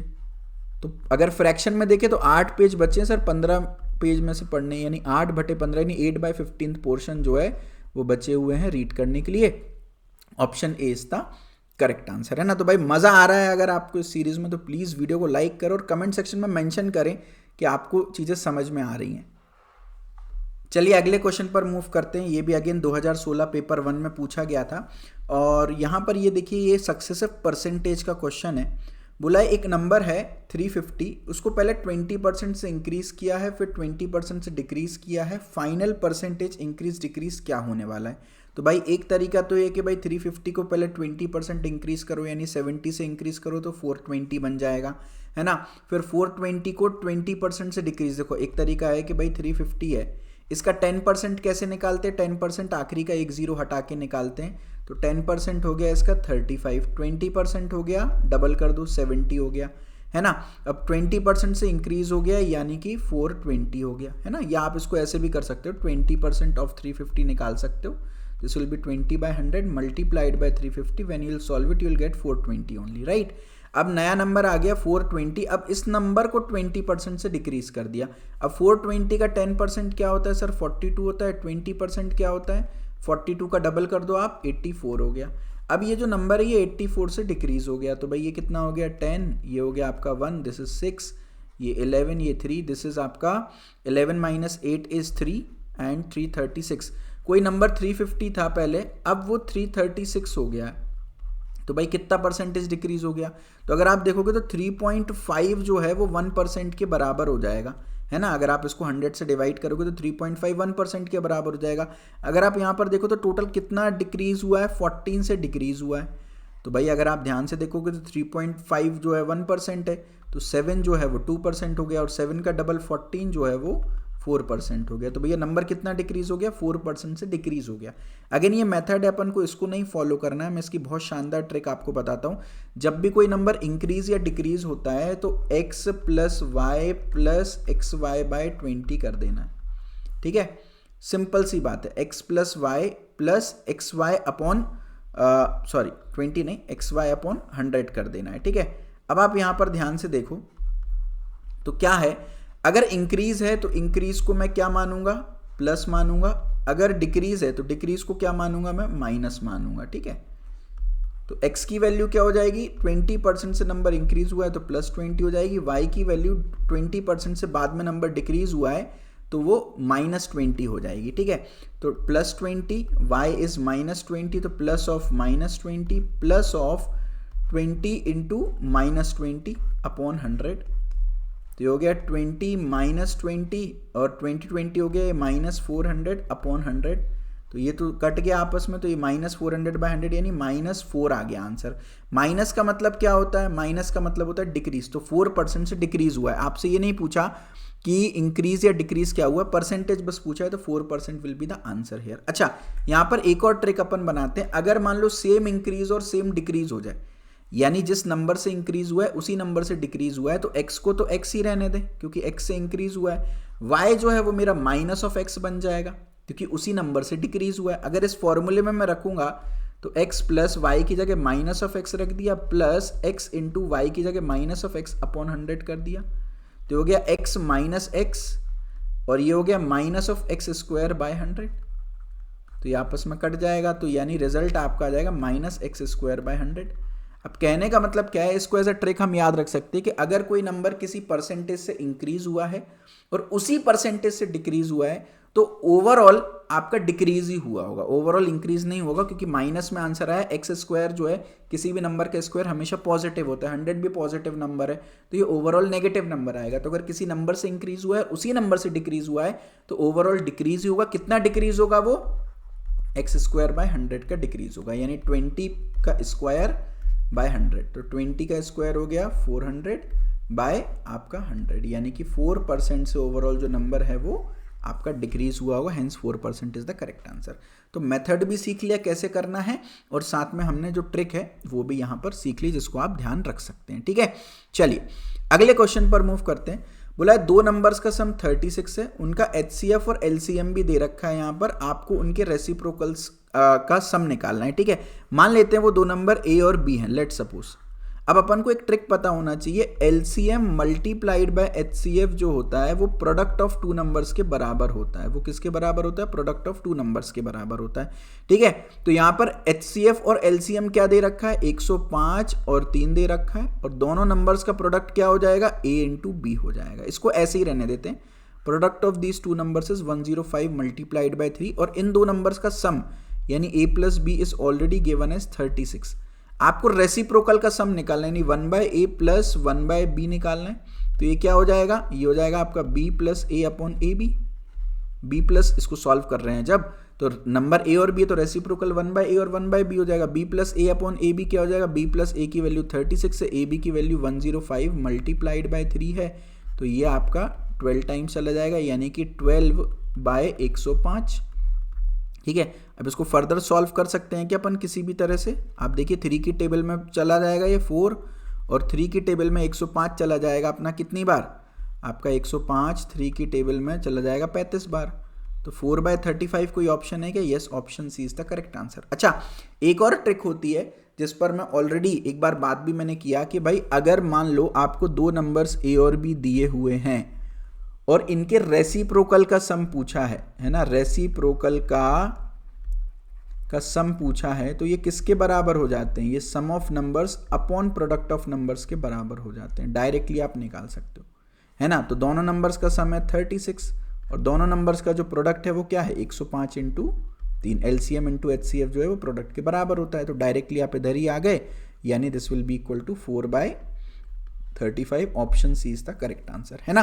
तो बार बार आप देखिए एक ही कॉन्सेप्ट पर दो क्वेश्चंस आ गए ना, तो क्वेश्चंस जो है वो प्रीवियस ईयर से रिपीट होते हैं, तो इसलिए प्रीवियस ईयर क्वेश्चंस करना इंपॉर्टेंट है ना।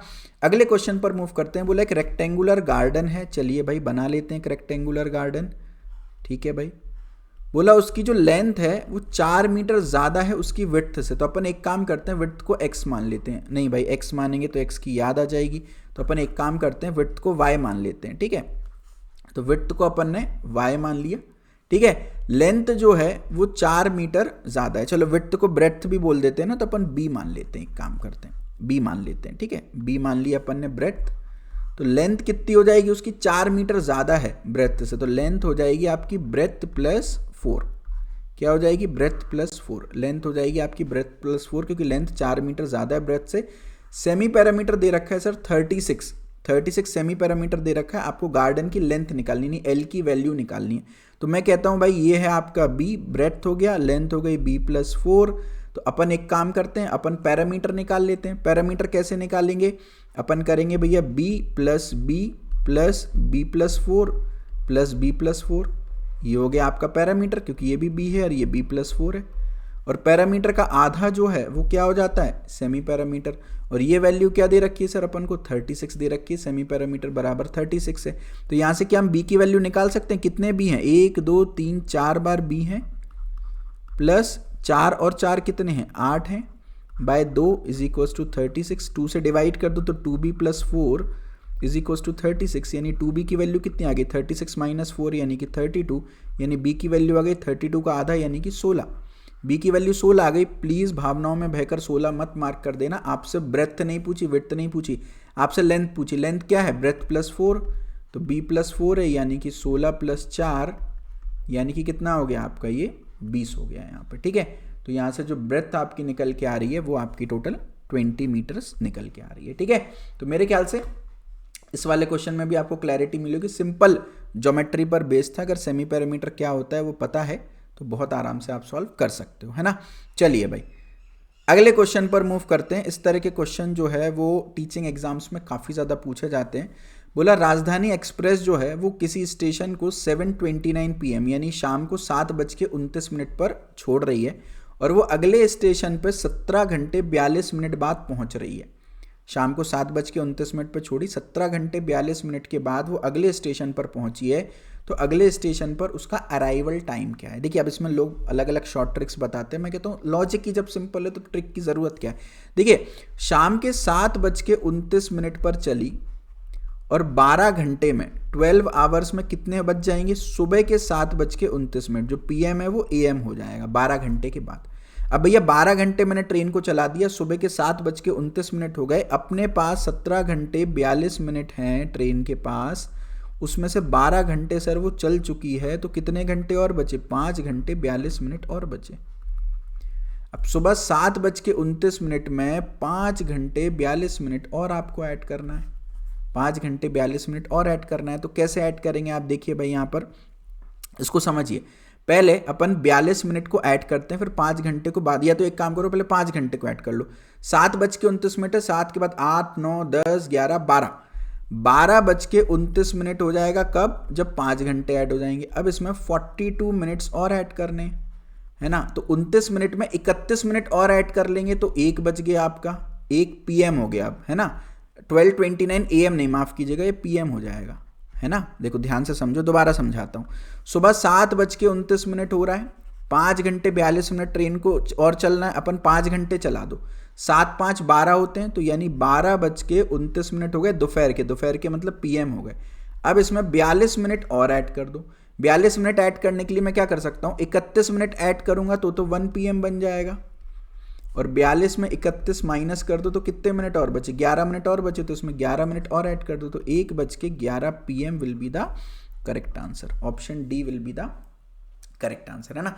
तो मेरे ख्याल से कोई ऐसा नहीं था कि बहुत रॉकेट साइंस था, नॉर्मल अगर आपको क्लॉक का आइडिया है तो आप बहुत आसानी से इस क्वेश्चन को सॉल्व कर सकते थे। बस आपको ये पता होना चाहिए कि 12 घंटे में जो PM है वो AM हो जाता है ना, रात जो है वो सुबह हो जाती है ना। सिंपल सी चीज़ थी, ठीक है। चलिए भाई अगले क्वेश्चन पर मूव करते हैं। भाई ये आपका क्वेश्चन स्टैटिस्टिक्स से पूछा गया था। आपको बोला है the age of some people working in a factory are as follows. Factory में कुछ लोग काम कर रहे हैं, उन सबकी एजेस आपको दे रखी हैं, आपको एज का रेंज बताना है। देखिए रेंज बहुत सिंपल होता है। रेंज का मतलब क्या होता है, हाईएस्ट वैल्यू में से आप लोवेस्ट वैल्यू को माइनस कर दोगे तो इसको बोल देते हैं अपन रेंज।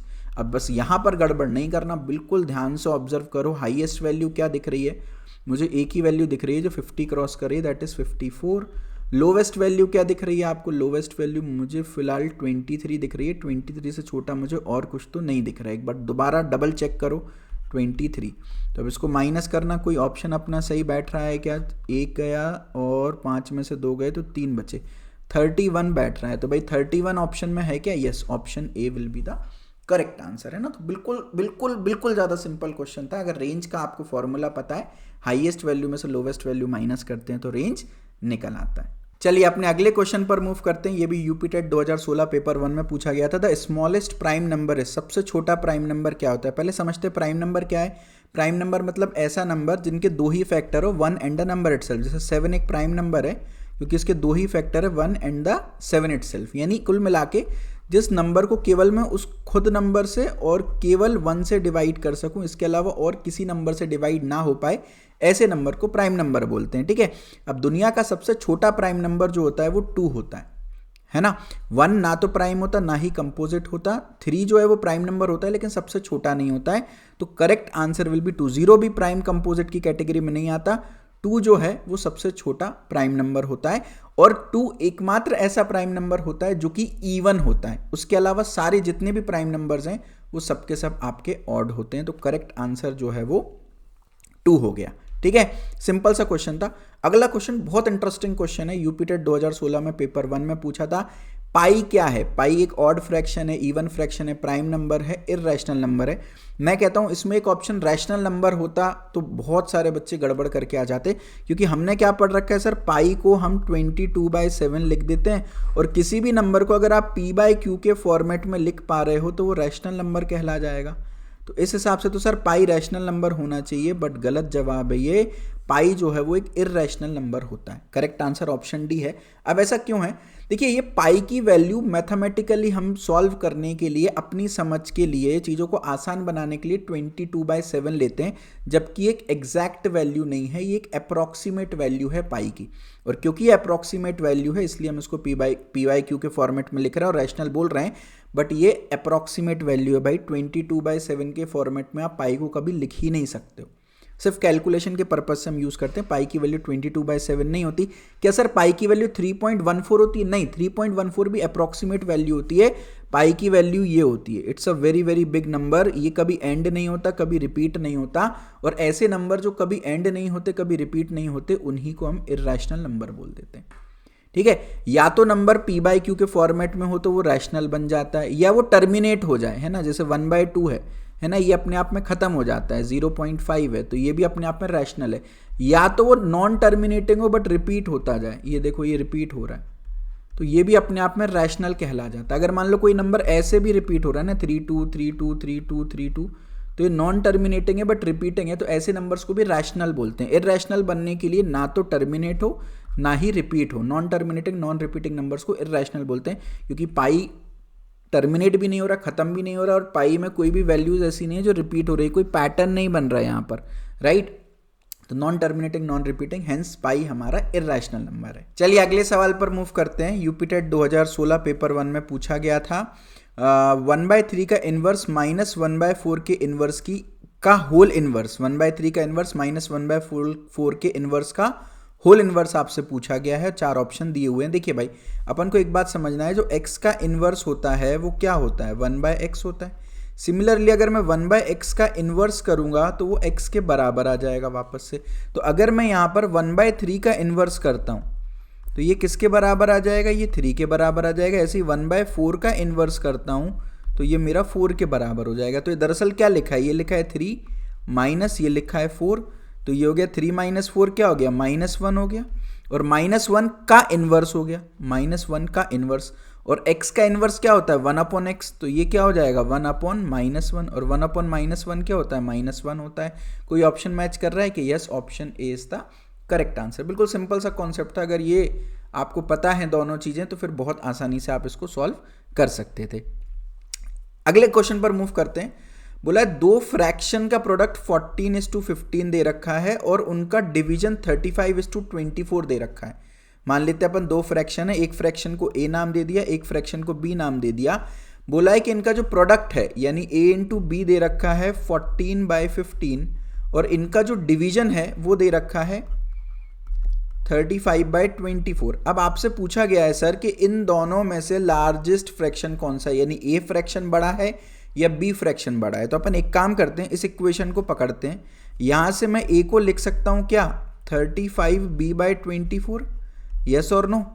अब ये जो a की वैल्यू यहां से निकाली है वो इसमें रख देता हूं, तो a × b यानी 35b/24 रख दिया a, है ना, और b की वैल्यू एज इट इज रख दी, और ये मैंने रख दी 14/15। एक बार यहां से b की वैल्यू निकालते हैं तो देखो इसको मैं क्या कर सकता हूं, ये जो 35 है मैं इसको थोड़ी देर के लिए 7 × 5 लिख देता हूं। Very good. इसको मैं एक काम करता हूं, इसको मैं लिख देता हूं 8 × 3, ठीक है, 8 × 3। अब ये 7 से ये 1 टाइम चला गया, ये 2 टाइम चला गया, 3 से ये 1 टाइम चला गया, ये 5 टाइम चला गया, और b × b हो गया b², यानी ये हो गया 5b²/8 = 2/5, राइट। अब यहां पर देखिएगा आप क्या बन रहा है, b² की जो वैल्यू है वो 8 × 2, यहाँ पे ये 2 इस साइड चला जाएगा, 8 × 2 16, 5 नीचे, ये वाला 5 भी नीचे जाएगा, 5 × 5 25, यानी b की वैल्यू आ गई √16/25। अब 16 का रूट होता है 4, 25 का रूट होता है 5, तो ये जो b फ्रैक्शन है ये तो सर आ गया 4/5।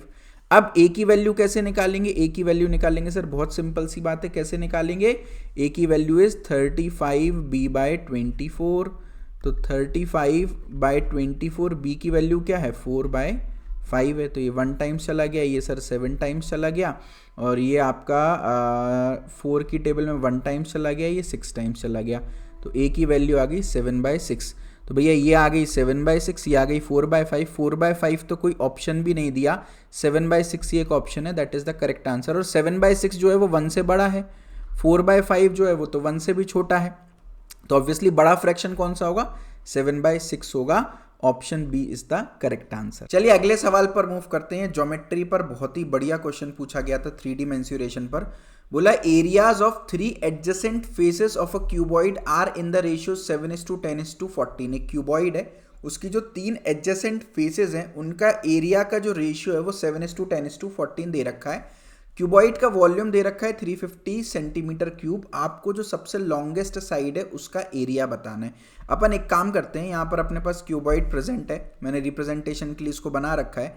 अब आप यहाँ पर ध्यान से देखिए, ये लेंथ मान ली, ये हाइट मान ली, ये डेप्थ मान ली, इन तीनों में से जो भी मैक्सिमम है वो आपको बेसिकली निकालना है, ठीक है। अपन एक काम करते हैं, सिंप्लिसिटी के लिए इसको ए दे देते हैं, इसका जो नाप है वो बी दे दिया, और इसका नाप जो है वो सी दे दिया।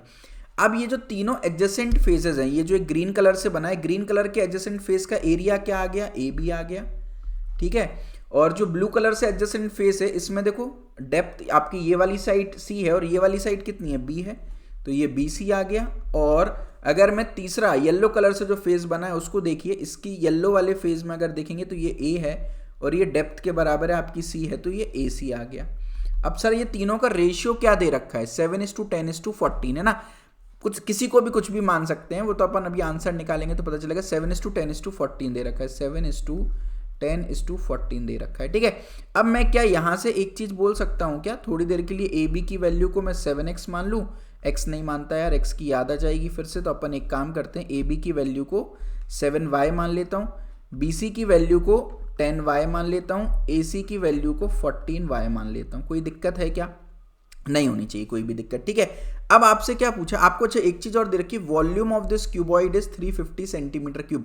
वॉल्यूम क्या होता है, length into breadth into height, यानी लेंथ A है, ब्रेथ B है, हाइट C है, तो A into B into C की जो वैल्यू दे रखी है वो दे रखी है 350, है ना। ये भी आपको यहाँ पर प्रेजेंट है। अब आपसे क्या पूछा है, इन तीनों में से ABC में से सबसे बड़ी वैल्यू क्या है, यही तो पूछा। लॉन्गेस्ट साइड की लेंथ क्या दे रखी है। एक काम करते हैं, इन तीनों को मल्टीप्लाई करते हैं, लेफ्ट हैंड साइड वाले से left hand side, AB into BC into AC करते हैं, तो ये हो गया 7y into 10y into 14y, ठीक है। तो ये क्या हो गया, यहाँ से A 2 बार आ रहा है, B 2 बार आ रहा है, C 2 बार आ रहा है, तो A square B square C square which can be written as A into B into C का होल स्क्वायर।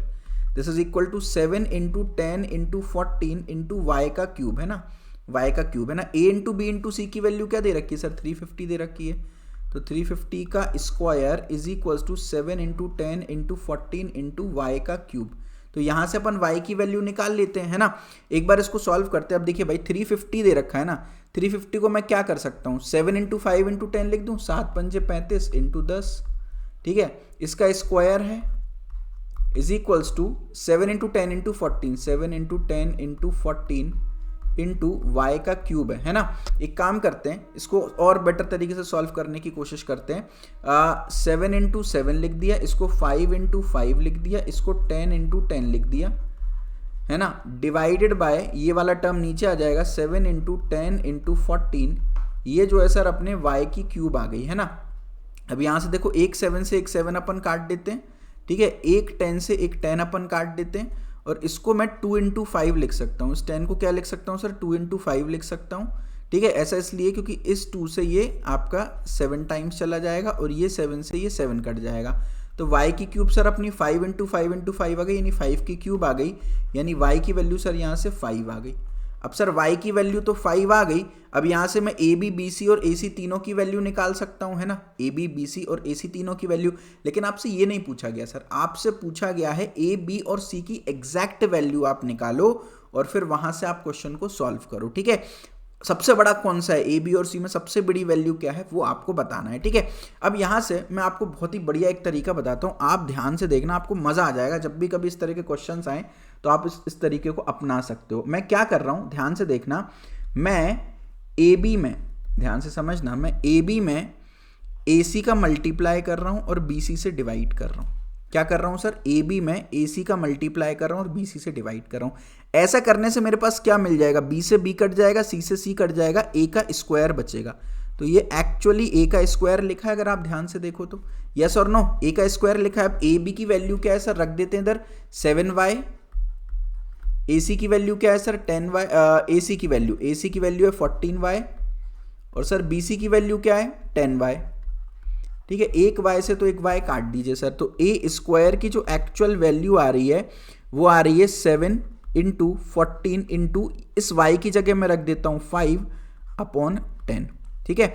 ये 1 टाइम गया, ये 2 टाइम गया, और ये 1 टाइम गया, ये 7 टाइम गया, तो A square is 7 into 7 that is 49। A की वैल्यू आ गई आपकी √49 दैट इज 7। A की वैल्यू सर आ गई 7, बट मुझे नहीं पता अभी A लार्जेस्ट है कि नहीं है, अपन को B और C भी निकालना है क्योंकि 7 भी एक वैल्यू तो यहाँ पर दे रखी है। तो भैया A की वैल्यू आ गई 7, तो क्या यहाँ से मैं B की वैल्यू निकाल सकता हूँ, बिल्कुल निकाल सकता हूँ। देखो A इंटू B क्या दे रखा है सर अपन को, 7y दे रखा है, यानी A इंटू B, y की वैल्यू 5 है तो 35 दे रखा है, A अपने आप में 7 है, या आप इसको ऐसे कर सकते हो, A इंटू B है तो A की वैल्यू 7 है, into B is equal to 7 into Y, 7 से 7 कट गया, B किसके बराबर आ गया, y के बराबर, यानी B किसके बराबर आ गया 5 के बराबर, क्योंकि y की वैल्यू 5 है। तो यहाँ से अपन ने सर B की वैल्यू भी निकाल ली। अब अपन बात कर लें एक बार C की वैल्यू की, तो A इंटू C 14y के बराबर है, तो यहाँ ले लेते हैं a into C equal to 14y। a की वैल्यू क्या है सर 7 है, c को एज इट इज रहने दो। 14 इंटू वाई की वैल्यू है 5, ये 1 टाइम ये 2 टाइम चला गया, यानी c की वैल्यू 2 इंटू 5, यानी कि c की वैल्यू आपकी 10 निकल के आ गई सर। तो c आपका 10 आ गया। अब इन तीनों में सबसे बड़ी साइड कौन सी है, c वाली साइड है विच इज 10। तो आपसे जो सबसे बड़ी साइड है उसकी लेंथ पूछिए, यानी 10 will be the correct answer. Option C is perfectly matching this particular thing, है ना। तो थोड़ा सा लेंदी था क्वेश्चन, थोड़ा सा कैलकुलेशन इंटेंस था, बट अगर अपन को चीज़ें क्लियर हैं, क्लैरिटी है, तो हम बहुत आसानी से इसको सॉल्व कर सकते हैं। इसलिए मैं बार बार बोलता हूँ कुछ क्वेश्चंस ऐसे होंगे जिनमें टाइम लगेगा और उनमें टाइम देना वर्थ इट भी होता है, लेकिन इन क्वेश्चंस में आप तब टाइम दे पाओगे जब आसान क्वेश्चंस को आप कम समय में सॉल्व कर पाओगे, है ना। तो फिलहाल मेरे ख्याल से आपको इसमें अंडरस्टैंडिंग मिल गई होगी। चलिए अगले सवाल पर मूव करते हैं। ये सवाल आपका अगेन ज्योमेट्री पर पूछा गया था। इंटरेस्टिंग क्वेश्चन है, आसान क्वेश्चन है अगर चीज अपन को क्लियर है, कॉन्सेप्ट अगर अपन को क्लियर है। बोला यार एक ये फिगर दिया है, इसमें ये जो लाइन एक्स वाई है ये ए सी के पैरेलल है, यानी ये जो एक्स वाई लाइन है ये ए सी के पैरेलल है। अब आपको ये चीज़ पता होगी कि जब भी कभी ऐसा सिनेरियो बनता है कि ये वाली लाइन इसके पैरेलल होती है, तो इसका मतलब है ये जो छोटा ट्राइंगल बन रहा है और ये जो बड़ा ट्राइंगल है, ये दोनों ट्राइंगल्स कैसे होते हैं सर, सिमिलर होते हैं। तो मैं यहाँ से क्या एक चीज़ लिख सकता हूँ क्या sir, triangle B X Y जो है that is similar to triangle B A C. ये जो बी एक्स वाई छोटा ट्राइंगल है ये बी ए सी के, पूरा जो बड़ा ट्राइंगल है बी ए सी इससे सिमिलर है, ठीक है। अब इस सिमिलर ट्राइंगल से क्या होगा, सिमिलर ट्राइंगल पर एक प्रॉपर्टी आप अप्लाई कर सकते हो सर। क्या प्रॉपर्टी अप्लाई कर सकते हो कि ये जो छोटे ट्राइंगल का एरिया है, यानी area of B X Y, है ना, और जो बड़े ट्राइंगल का एरिया है area of B A C, that is equal to corresponding side का square divided by big side. Corresponding side by big side का स्क्वायर। तो करस्पॉन्डिंग साइड क्या है, ये बी एक्स है, ये करस्पॉन्डिंग साइड बी एक्स है, ये प्रॉपर्टी होती है, नहीं पता हो तो याद कर लेंगे। बड़ी वाली साइड जो है ये बी हो गई, ठीक है, इसके स्क्वायर के बराबर है, ठीक है। अपन ने जो जो चीज़ अपन को समझ में आ गई वो लिखते जा रहे हैं। अब एक चीज़ और दी है कि भैया ये जो लाइन सेगमेंट एक्स वाई है ये पैरेलल तो है, ये साथ में इस ट्राइंगल को दो इक्वल एरियाज में डिवाइड कर रही है। मतलब इसका एरिया अगर A1 है तो नीचे वाले पोर्शन का भी एरिया A1 हो जाएगा। अच्छा, ये जो पूरा ट्राइंगल ABC का एरिया है वो क्या हो गया, अब इसको देखो ऐसे समझो, BXY का एरिया क्या है, मैंने बोला ये भी A1 है ये भी A1 है, दोनों का एरिया बराबर है क्योंकि बोला है दो इक्वल एरिया में पूरे ट्राइंगल को ये लाइन XY डिवाइड कर रही है। तो BXY का एरिया A1 हो गया। BAC ये जो पूरा ट्राइंगल है बड़ा वाला, इसका एरिया क्या हो गया, A1 प्लस A1 यानी 2A1, ठीक है, is equals to BX by BA का स्क्वायर, है ना, यानी BX बाय BA का स्क्वायर कितना आ गया, A1 से A1 कट गया, 1/2 आ गया, ठीक है। ऐसा क्यों कर रहा है अभी थोड़ी देर में आपको पता चलेगा। आपको AX बाय AB का रेशियो चाहिए सर, क्या चाहिए, AX, ये जो AX है ये AX डिवाइडेड बाय AB का रेशियो चाहिए, ठीक है। तो अपन एक काम करते हैं, ये जो BX लाइन है अपन को ये पता है कि सर AX में अगर BX जोड़ूंगा तो AB बनेगा, यस और नो। आपको निकालना क्या है क्वेश्चन में, AX अपॉन AB निकालना है, AX अपॉन AB तो निकालना है अपन को, है ना, AX अपॉन AB निकालना है। तो अपन एक काम करते हैं, ये BX से अपन को छुटकारा चाहिए, तो BX को मैं AB माइनस AX लिख दूं, बिल्कुल सही बात है। तो ये जो BX है इसको AB माइनस AX लिख दिया, और ये जो BA और AB एक ही बात है ना, BA लाइन सेगमेंट या AB लाइन सेगमेंट एक ही बात है ना, इसका स्क्वायर कर दिया ना। इसको मैं पहले ही AB कर देता हूँ ताकि आगे आप लोगों को कन्फ्यूजन ना हो, जहाँ जहाँ भी BA है वहाँ वहाँ AB कर देता हूँ, एक ही बात है, कोई दिक्कत नहीं है ना। इसको भी AB, इसको भी AB, इसको भी AB, है ना, एक ही बात है, BA बोल दो AB बोल दो, एक ही बात है, ठीक है। तो ये हो गया AB upon AB minus AX upon AB का स्क्वायर इज इक्वल्स टू 1/2, है ना। या इस स्टेप को और बेटर कर सकता हूँ, पता कैसे बेटर कर सकता हूँ, कि आप इसको ऐसे समझो कि ये जो स्क्वायर है ये 1/2 के बराबर है ना, तो इसकी जो वैल्यू आएगी वो क्या आएगी, अंडर रूट ऑफ 1/2, यस, इसको ऐसे लिख सकते हैं रूट ऑफ 1/2, या इसको और बेटर लिख सकते हैं क्या,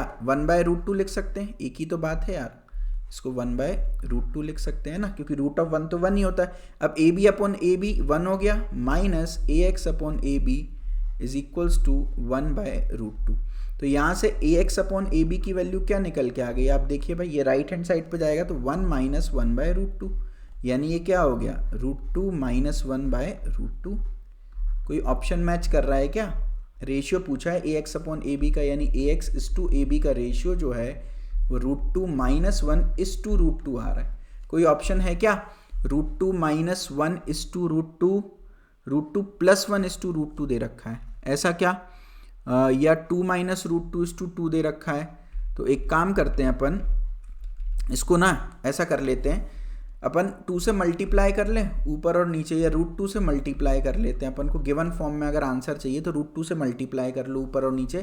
तो ये यहाँ पर क्या बन गया, आप देखो, √2 × √2 हो गया 2, माइनस एक √2 से मल्टीप्लाई तो √2, और इस 2 ये √2 × √2 हो गया 2, तो 2 - √2 इस टू 2। कोई ऑप्शन मैच कर रहा है क्या? 2 - √2 is to 2, option B is the correct answer, है ना। तो गिवन फॉर्म में अगर आपको लाना है तो अपन क्या कर सकते हैं, √2 से इसका मल्टीप्लाई कर सकते हैं, क्योंकि √2 + 1 नहीं है यहाँ पर, √2 - 1 होना चाहिए, तो इसलिए ऑप्शन ए तो आपका वैसे भी गलत हो गया। फिलहाल option B is the correct answer. चलिए अगले क्वेश्चन पर मूव करते हैं। जैसा कि आपको पता है कि यूपी टेट के पेपर में पेडागोजी भी पूछी जाती है, तो जो मैथमेटिक्स की पेडागोजी है उस पर भी बेस्ड आपको कुछ क्वेश्चंस देखने को मिलेंगे। तो देखिए भाई, यहाँ पर क्या बोला है, द राइटर ऑफ गणित सार संग्रह। गणित सार संग्रह के राइटर क्या है, इसमें मैं आपको बता देता हूँ। हालांकि मैं आपको चीज़ें समझा दूंगा, बट द रियलिटी इज बहुत सारी चीज़ों में आपको रट्टाफिकेशन भी करना पड़ेगा। इसका जो करेक्ट आंसर है वो महावीराचार्य है ना।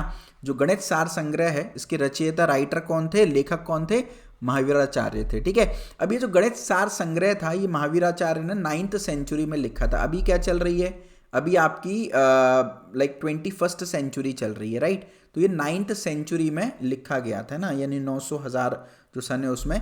ये बहुत ही फेमस जैन मैथमेटिशियन थे, और इनकी जो किताब थी ना, इसमें मैथमेटिकल ऑपरेशंस के बारे में बात की गई थी, फ्रैक्शंस के बारे में। उन दिनों mathematical operations, fractions, permutation, combination और जो प्रैक्टिकल प्रॉब्लम्स थे उन पर बात की गई थी। इनका जो मेन कंट्रीब्यूशन एरिया, ये भी पूछा जा सकता है एग्जाम में, वो है एल्जेब्रा, ज्योमेट्री, अरिथमेटिक एंड कॉम्बिनेटोरिक्स। कॉम्बिनेटोरिक्स मतलब आपका ये परम्यूटेशन, कॉम्बिनेशन, प्रोबेबिलिटी वाला पार्ट है ना, काउंटिंग वाला पार्ट, और अरिथमेटिक, ज्योमेट्री और एल्जेब्रा पर इनका मेन कंट्रीब्यूशन था, ठीक है। अब आर्यभट्ट, बाकी इन लोगों ने गणित सार संग्रह तो महावीराचार्य ने लिख लिया। अब कुछ इंपॉर्टेंट किताबें जो बाकी लोगों ने लिखी हैं, आर्यभट्ट, भास्कराचार्य और ब्रह्मगुप्त पर भी पूछा जा सकता है कि इनने कौन कौन सी किताबें लिखी हैं। तो आर्यभट्ट ने आर्यभाटिया लिखा है, आर्यभाटिया, ठीक है, ये याद रखिएगा।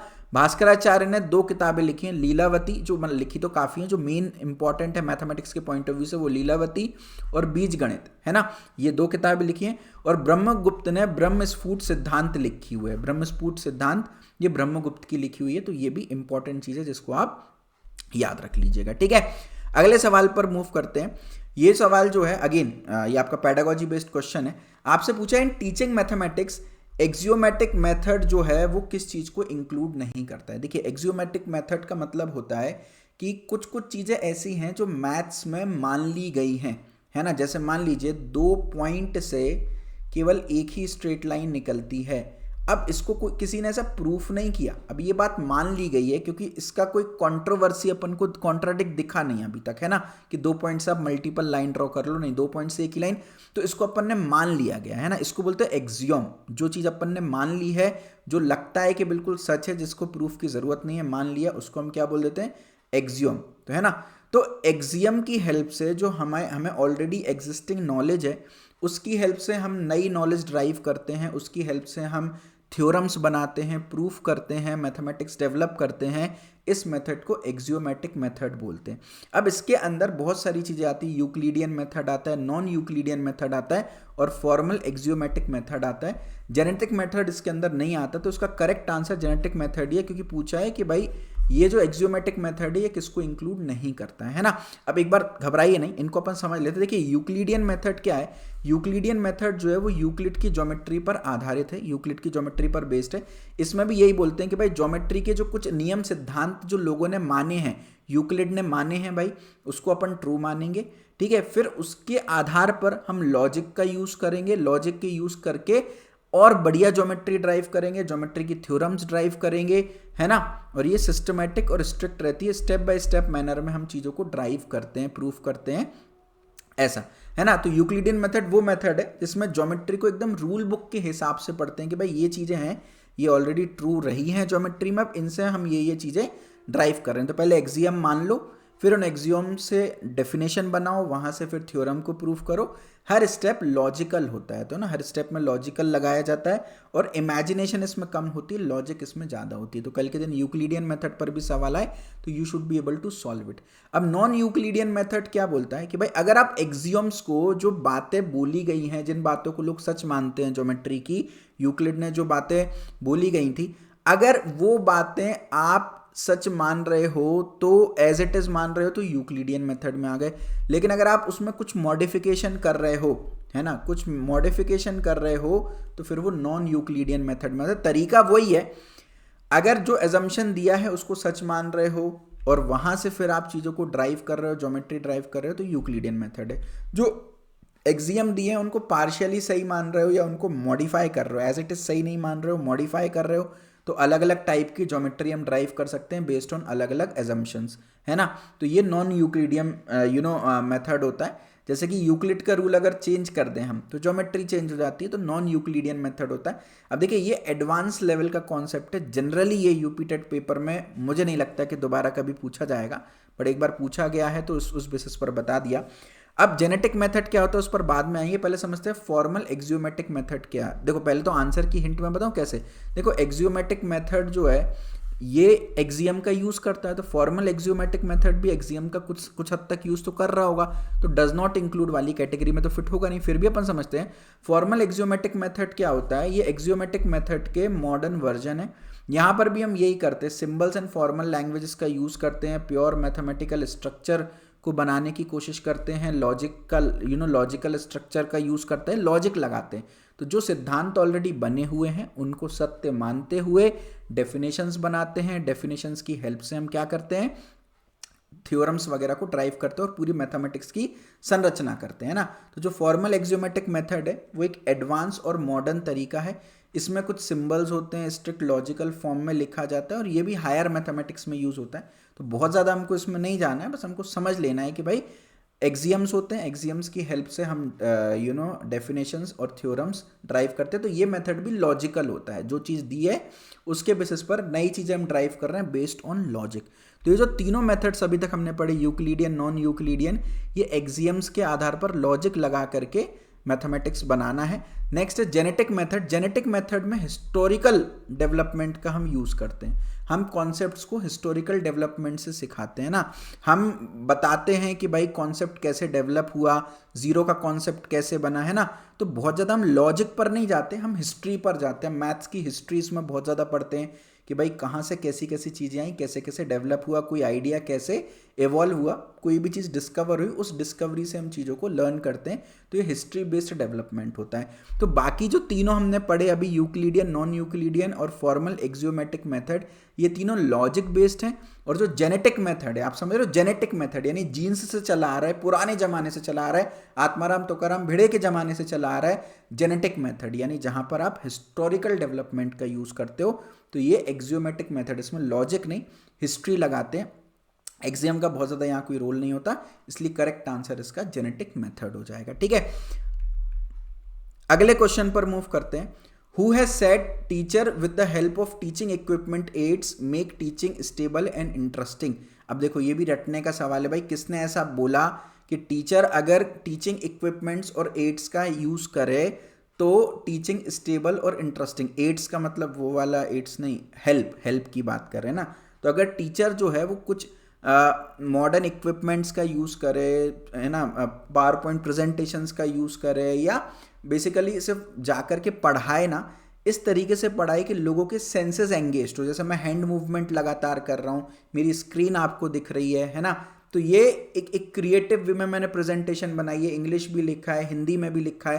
तो ये मैं अलग अलग टीचिंग इक्विपमेंट्स का, मैं पेन टैप का यूज़ कर रहा हूँ, कैमरे का यूज़ कर रहा हूँ। मैं चाहता तो अपनी वीडियो को हाइड भी कर सकता था, बट आपके सेंसेस और बेटर और ज़्यादा एंगेज्ड हों, तो उसके लिए मैं क्या कर रहा हूँ, टीचिंग इक्विपमेंट एड का यूज़ कर रहा हूँ, जिससे कि टीचिंग स्टेबल और इंटरेस्टिंग बने। बात बिल्कुल सही है, टीचिंग इससे इंटरेस्टिंग बनती है। लेकिन ये बोला किसने, ये पूछा गया है, तो ये बोला है मैकन एंड रॉबर्ट्स ने। ठीक है, इस बात का अपन ध्यान रखेंगे। तो स्टेटमेंट क्या है भैया, टीचिंग इक्विपमेंट एड की हेल्प से टीचिंग स्टेबल इंटरेस्टिंग बनती है, बिल्कुल सही है। ये बता रहा है कि भाई टीचिंग में अगर आप इक्विपमेंट्स का यूज़ करोगे तो उसकी क्या बेनिफिट मिलेगा, आपकी टीचिंग इंटरेस्टिंग बनेगी, स्टेबल बनेगी, परमानेंट बनेगी, इफेक्टिव बनेगी। ठीक है, ये मैकन एंड रॉबर्ट ने बोला था। उन्होंने बोला कि भाई आप ऑडियो विजुअल एड्स का यूज़ करो, जहाँ लग रहा है वहाँ पे आप ग्राफिक्स दिखाओ, ऑडियोज़ दिखाओ, विजुअल्स दिखाओ, है ना। टीचिंग मटेरियल्स का यूज़ करो जहाँ भी रिक्वायरमेंट पड़ रही है ना। उसके बाद एजुकेशनल इक्विपमेंट का यूज़ करो जितना जितना पॉसिबल हो, ताकि जो लर्निंग है बच्चों को एकदम क्लियर समझ में आए, इंटरेस्टिंग समझ में आए, जो भी बच्चा सीख रहा है वो लॉन्ग लास्टिंग तक उसके दिमाग में रहे, एटलीस्ट एग्जाम तक तो रहे, और वो कॉन्क्रीट रहे, एक बार दिमाग में घुस गया तो वो बाहर ना निकले। ठीक है, तो ये पूरा आइडिया है। अब ये मैकन एंड रॉबर्ट्स ने बोला गया था। मैकन एंड रॉबर्ट्स के बारे में थोड़ा सा पढ़ लेते हैं। मैकन एंड रॉबर्ट्स बिलीव करते हैं कि भाई अगर अपन प्रॉपर इंस्ट्रक्शनल हेल्प की यूज़ लेंगे, अगर इंस्ट्रूमेंट्स की यूज़ करेंगे अपन, तो टीचिंग इफेक्टिव बन जाएगी, है ना। Teaching aids reduce verbalism. अब जैसे मान लीजिए यहाँ पर मैंने स्लाइड ऑलरेडी लिख रखी है, अब इस स्लाइड की हेल्प से आपको पढ़ा रहा हूँ तो मुझे थोड़ा सा कम बोलना पड़ रहा है, क्योंकि ज़्यादातर चीज़ें इसमें लिखी हैं, वरना मैं बोल के आपको पूरे नोट्स लिखवाता। तो मैं एक टीचिंग एड का यूज़ कर रहा हूँ ताकि मेरी वर्बलिज्म, मुझे ज़्यादा ना बोलना पड़े, आप बेटर अंडरस्टैंडिंग कर पा रहे हो, है ना। आपके, मैं ऐसा नहीं कि सिर्फ क्वेश्चन के आंसर्स आपको बता रहा हूँ, आपके कॉन्सेप्ट्स भी क्लियर कर रहा हूँ, तो मैं एक एक्स्ट्रा एफर्ट मार रहा हूं यहां पर, है ना। आप बेटर रिटेन कर पाए उसके लिए मैं इमेजेस का यूज करूंगा, इंग्लिश हिंदी दोनों चीजों का यूज करूंगा, इंग्लिश का यूज करूंगा, है ना। तो ये पूरी बातें मैकन एंड रॉबर्ट्स ने बोली हैं। अब बाकी लोगों ने क्या क्या कॉन्ट्रीब्यूशन किया है वो भी एक बार पढ़ लेते हैं। जो बाकी ऑप्शन है, रस्क, नन एंड वंशीधर, इन्होंने क्या क्या कंट्रीब्यूशन किया है, हो सकता है इस पर भी सवाल आ जाए। रस्क जो है ना, उसने टीचिंग एड के बारे में या इंस्ट्रूमेंट के बारे में कुछ नहीं बोला, उन्होंने एजुकेशनल फिलोसॉफी के बारे में बात कही है ना। एजुकेशन का क्या नेचर होना चाहिए, क्या क्या एम्स होने चाहिए, है ना, क्या क्या ऑब्जेक्टिव होने चाहिए, क्यों पढ़ना है, किस तरह से पढ़ना है ना। पूरे जो फिलोसॉफिकल आर्ग्यूमेंट्स एजुकेशन से रिलेटेड वो रस्क ने उसमें कंट्रीब्यूट किया है। नन ने पढ़ाई पर तो कंट्रीब्यूट किया है, साथ में कैरेक्टर बिल्डिंग पर बहुत कंट्रीब्यूट किया है ना, कि छात्रों के अंदर ऐसा नहीं कि बच्चे केवल किताबी नॉलेज पढ़ रहे हों, है ना, इनके अंदर डिसिप्लिन भी होना चाहिए, एक अच्छा कैरेक्टर भी बिल्ड। आपने दो तरह के टीचर्स देखेंगे, कुछ टीचर्स आपकी क्लास में आते हैं, सिलेबस कंप्लीट करा के चले जाते हैं, बट कुछ टीचर्स ऐसे होते हैं, मतलब आप पीछे बैठ के बात भी कर रहे हो तो उन्हें फ़र्क नहीं पड़ता, भाई मेरा काम है सिलेबस कंप्लीट करना, मैं टॉपर्स के लिए आऊँगा, पढ़ा के चले जाऊँगा।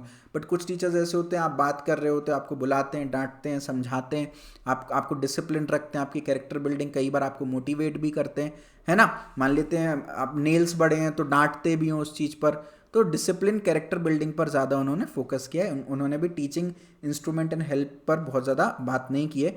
वंशीधर जो है वो इंडियन एजुकेशनल थॉट से ज़्यादा एसोसिएटेड है, कि इंडिया की एजुकेशन जो है वो किस तरह की होनी चाहिए। इनका भी टीचिंग इंस्ट्रूमेंट एंड एड पर बहुत ज़्यादा रोल नहीं है ना। तो मेरे ख्याल से आपको समझ में आ गया होगा। तो भाई जो टीचिंग एड्स हैं, इससे मल्टीपल सेंसेस इन्वॉल्व होते हैं। मान लीजिए मेरी वीडियो नहीं दिख रही होती तो आपके कान जो है वो एक्टिव होते, और मान लीजिए मैं स्लाइड नहीं, सिर्फ आप एक ऑडियो रिकॉर्ड करके मैं ये लेक्चर दे देता तो आपकी आंखें इन्वॉल्व नहीं होती, तो आपको बेटर समझ में नहीं आता। तो मल्टीपल सेंसेस अगर आपके इन्वॉल्व होंगे तो बहुत बढ़िया बात है ना। और इंस्ट्रूमेंट्स की मदद से अगर आप पढ़ा रहे हो तो आपका रिटेंशन ज़्यादा बेटर होगा, ज़्यादा आप चीज़ों को रिटेन कर पाएंगे, और लर्निंग आपकी इफेक्टिव हो जाएगी। ठीक है, तो जो स्टेटमेंट है दिस इज़ अबाउट कि भाई टीचिंग को आप स्टेबल और इंटरेस्टिंग कैसे बना सकते हो, आप इंस्ट्रूमेंट्स का यूज़ करके, टीचिंग एड्स का यूज़ करके आप बना सकते हो। लर्निंग और परमानेंट हो जाती है जब ज़्यादा सेंसेस इसमें इन्वॉल्व होते हैं, ज़्यादा आप ज़्यादा फोकस्ड हो पाते हो अगर हम चीज़ों को थोड़ा सा हेल्प लें इंस्ट्रूमेंट्स की, और पढ़ाई को थोड़ा सा क्रिएटिव बनाएं। तो correct answer McCann and Roberts है। ठीक है, अगले क्वेश्चन पर मूव करते हैं। ये तो हालांकि आप बना देंगे। डिवाइडर का यूज़ किस लिए किया जाता है? डिवाइडर से हम, डिवाइडर याद है ना, ज्योमेट्री बॉक्स में आप यूज़ करते थे ये डिवाइडर। तो डिवाइडर का यूज़ जो होता है ये मेजरमेंट लेने के लिए होता है। कितने सेंटीमीटर का नाप है, मान लो आपने ये ले लिया, इस नाप को कहीं और रखना है तो आप उस हिसाब से रख सकते हो। ठीक है, तो एंगल बनाने के लिए नहीं, ट्राइंगल बनाने, रेक्टेंगल बनाने के लिए नहीं किया जाता, लाइन सेगमेंट की लेंथ को फाइंड आउट करने के लिए डिवाइडर का उपयोग किया जाता है ना। दो पॉइंट के बीच में डिस्टेंस को मेंशन करना है, या लेंथ को कंपेयर करना है, या मेजरमेंट को एक जगह से उठा करके दूसरी जगह रखना है, उसके लिए हम डिवाइडर का यूज़ करते हैं। ठीक है, डिवाइडर का यूज़ एंगल बनाने के लिए नहीं, उसके लिए प्रोट्रैक्टर का यूज़ करते हैं ना। ट्राइंगल, रेक्टेंगल, सर्कल बनाने के लिए अपन स्केल का यूज़ करते हैं। ट्राइंगल और रेक्टेंगल तो स्केल से बन सकते हैं, रूलर बोलते हैं जिसको अपन। और सर्कल बनाने के लिए अपन प्रकार बोलते हैं हिंदी में, कंपास का यूज़ करते हैं बेसिकली, राइट। तो डिवाइडर की यहाँ पर बात की है तो डिवाइडर जो है वो लाइन सेगमेंट की लेंथ को नापने के लिए यूज़ आता है। So guys, this is the end of this particular lecture, this particular video. मैं उम्मीद करता हूँ आपने यूपी टेट के 2016 का पेपर 1 की मैथमेटिक्स के सारे क्वेश्चंस जो है वो आपको समझ में आए होंगे। वीडियो के डिस्क्रिप्शन में इसके प्रो लेवल के नोट्स, जो पूरी स्लाइड मैंने पढ़ाई है विद एनोटेशंस, वो आपको मिलेगी, आप डाउनलोड कर सकते हैं, उसको यूज़ करें। वीडियो पसंद आई हो तो लाइक ज़रूर करें, अपने दोस्तों में शेयर करें। चैनल को अभी तक सब्सक्राइब नहीं किया, सब्सक्राइब करके बेल आइकन दबाएं, क्योंकि ऐसी बहुत सारी वीडियोस मैं लेकर आऊँगा। उसके अलावा ये वीडियो हेल्पफुल लगी या नहीं लगी मुझे कमेंट सेक्शन में ज़रूर से बताएं, ताकि मुझे मोटिवेशन मिले और आगे मैं आपके लिए और वीडियोस लेकर आता रहूं। जाने से पहले एक छोटा सा अनाउंसमेंट आपको देना चाहता हूं। अगर आप यूपी टेट की कंप्लीट तैयारी करना चाहते हैं, आपको वीडियो के डिस्क्रिप्शन में हमारे यूपी टेट का कोर्स मिलेगा। बहुत शानदार तरीके से हम इसमें चीज़ें करा रहे हैं और मैं आपको गारंटी दे सकता हूं इससे बेहतर यूपी टेट का कोर्स आपको इंडिया में कहीं भी नहीं मिलेगा। इसमें देखिए बहुत सारी चीज़ें आप फ्री ऑफ कॉस्ट देख सकते हैं। वीडियो के डिस्क्रिप्शन में आना, आपको लॉगिन करना है, आपको बिल्कुल भी कोर्स नहीं परचेस करना है। इसके अंदर जितने भी यूपी टेट के प्रीवियस ईयर क्वेश्चंस हैं वो सब आप फ्री ऑफ कॉस्ट एक्सेस कर सकते हो। नोट्स आप फ्री ऑफ कॉस्ट एक्सेस कर सकते हो। वीडियो लेक्चर्स को अगर देखना है तो केवल आपको कोर्स परचेस करना पड़ेगा, बाकी अधिकतर चीज़ें इसमें फ्री हैं। और इसमें AI फीचर्स का भी आप बहुत सारा यूज़ कर सकते हो। मैं एक बार जल्दी से बता देता हूँ। पेपर 1 पेपर 2 के लिए complete mathematics, Hindi, English, child development pedagogy, environmental studies, science and social studies, ये सारी चीज़ इसके अंदर कवर्ड है। आप प्रीव्यू कोर्स के अंदर जाओगे तो इस तरीके से ओपन होगा। यहाँ पर सबसे अच्छी बात क्या है, आप मैथमेटिक्स में जाओगे तो based on the previous year questions जो पास्ट में पूछे गए हैं, आपको यहाँ पर देखने को मिलेगा किस टॉपिक का कितना वेटेज है, परसेंटेज का कितना वेटेज है, रेशियो प्रोपोर्शन का कितना वेटेज है, एवरेज का कितना वेटेज है, नंबर सिस्टम का कितना वेटेज है। तो एप्टीट्यूड एंड मैथ्स में, ना एप्टीट्यूड नहीं मैथमेटिक्स ही बोलना चाहिए, किस टॉपिक का कितना वेटेज है वो आपको यहाँ पर देखने को मिलेगा, ताकि वेटेज के हिसाब से आप अपनी तैयारी कर लो। और यहाँ पर हमारे पास गोल स्लाइडर भी, आप गोल स्लाइडर बटन पर क्लिक करोगे तो यूपी टेट का जो कट ऑफ है वो लगभग 60% के आसपास जाता है। तो ये देखिए 144 आवर्स का कोर्स है। अब आप इसमें गोल स्लाइडर पर देखोगे तो हमारा AI सिस्टम बोल रहा है कि भाई अगर आपको 60% मार्क्स लाने हैं ना, तो आपको केवल 30% सिलेबस कंप्लीट करके भी आप 60% मार्क्स ला सकते हो। 144 आवर्स पढ़ने की जरूरत नहीं, केवल 42 आवर्स का कंटेंट पढ़ के भी आप कट ऑफ क्लियर कर सकते हो।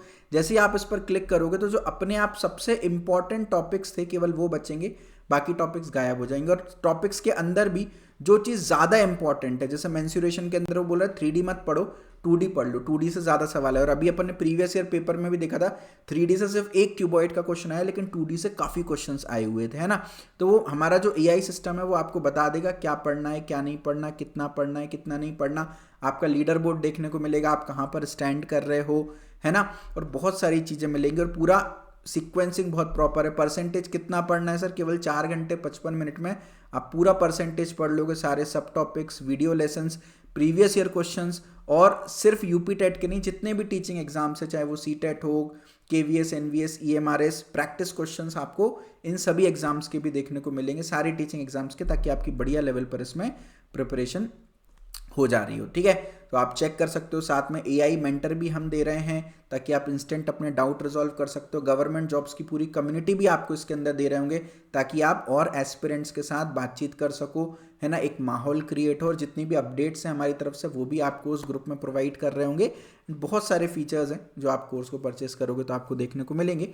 वीडियो के डिस्क्रिप्शन में कोर्स का लिंक है, जाइए, कम से कम कुछ नहीं तो प्रीवियस ईयर क्वेश्चंस तो ज़रूर से प्रैक्टिस कर लीजिएगा, क्योंकि हर क्वेश्चन के आगे हमारी भी एनालिसिस आपको देखने को मिलेगी कि भाई कितने बच्चों ने अटेम्प्ट किया है। आपने मीडियन टाइम देखने को मिलेगा। किसी भी क्वेश्चन पे आप जाओगे, जैसे मैं आपको यहाँ पर दिखा देता हूँ जल्दी से फटाफट से। मान लीजिए आप कोई भी एक क्वेश्चन पे गए, लेट सपोज मैंने ये एक क्वेश्चन खोल लिया। अब ये हालांकि NVS का क्वेश्चन है, बट फिर भी जो मैं बात बताना चाह रहा हूँ वो आपको यहाँ पर बता पाऊंगा। तो जैसे मैं इस पर्टिकुलर क्वेश्चन पे आया तो आपको यहाँ पर, एक मिनट दीजिए, मैं एक्चुअली बीटा वर्जन पे हूँ इसलिए इशू आ रहा है। बाकी ये देखिए, आप आएंगे तो तो आपको इसमें देखने को मिलेगा कि कितने बच्चों ने ये क्वेश्चन अटेम्प्ट कर लिया, आपकी एक्यूरेसी कितनी है, मीडियन टाइम कितना है, वो सारी चीज़ें एक बार स्क्रीन जैसे ही लोड होगी तो आपको देखने को मिलेगा।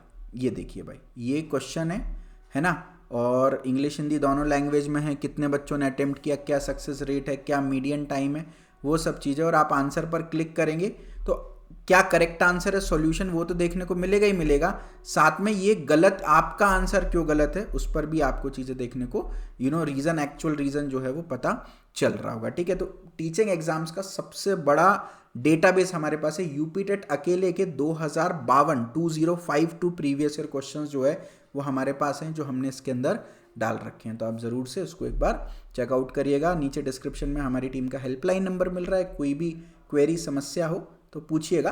बाकी YouTube पर फ्री कंटेंट जो है वो मैं लेकर आता रहूँगा। और ये वीडियो कैसी पसंद आई आप ज़रूर से मुझे कमेंट सेक्शन में बताएं। भगवान आप सभी खुश रखे। Bye bye, take care, love you.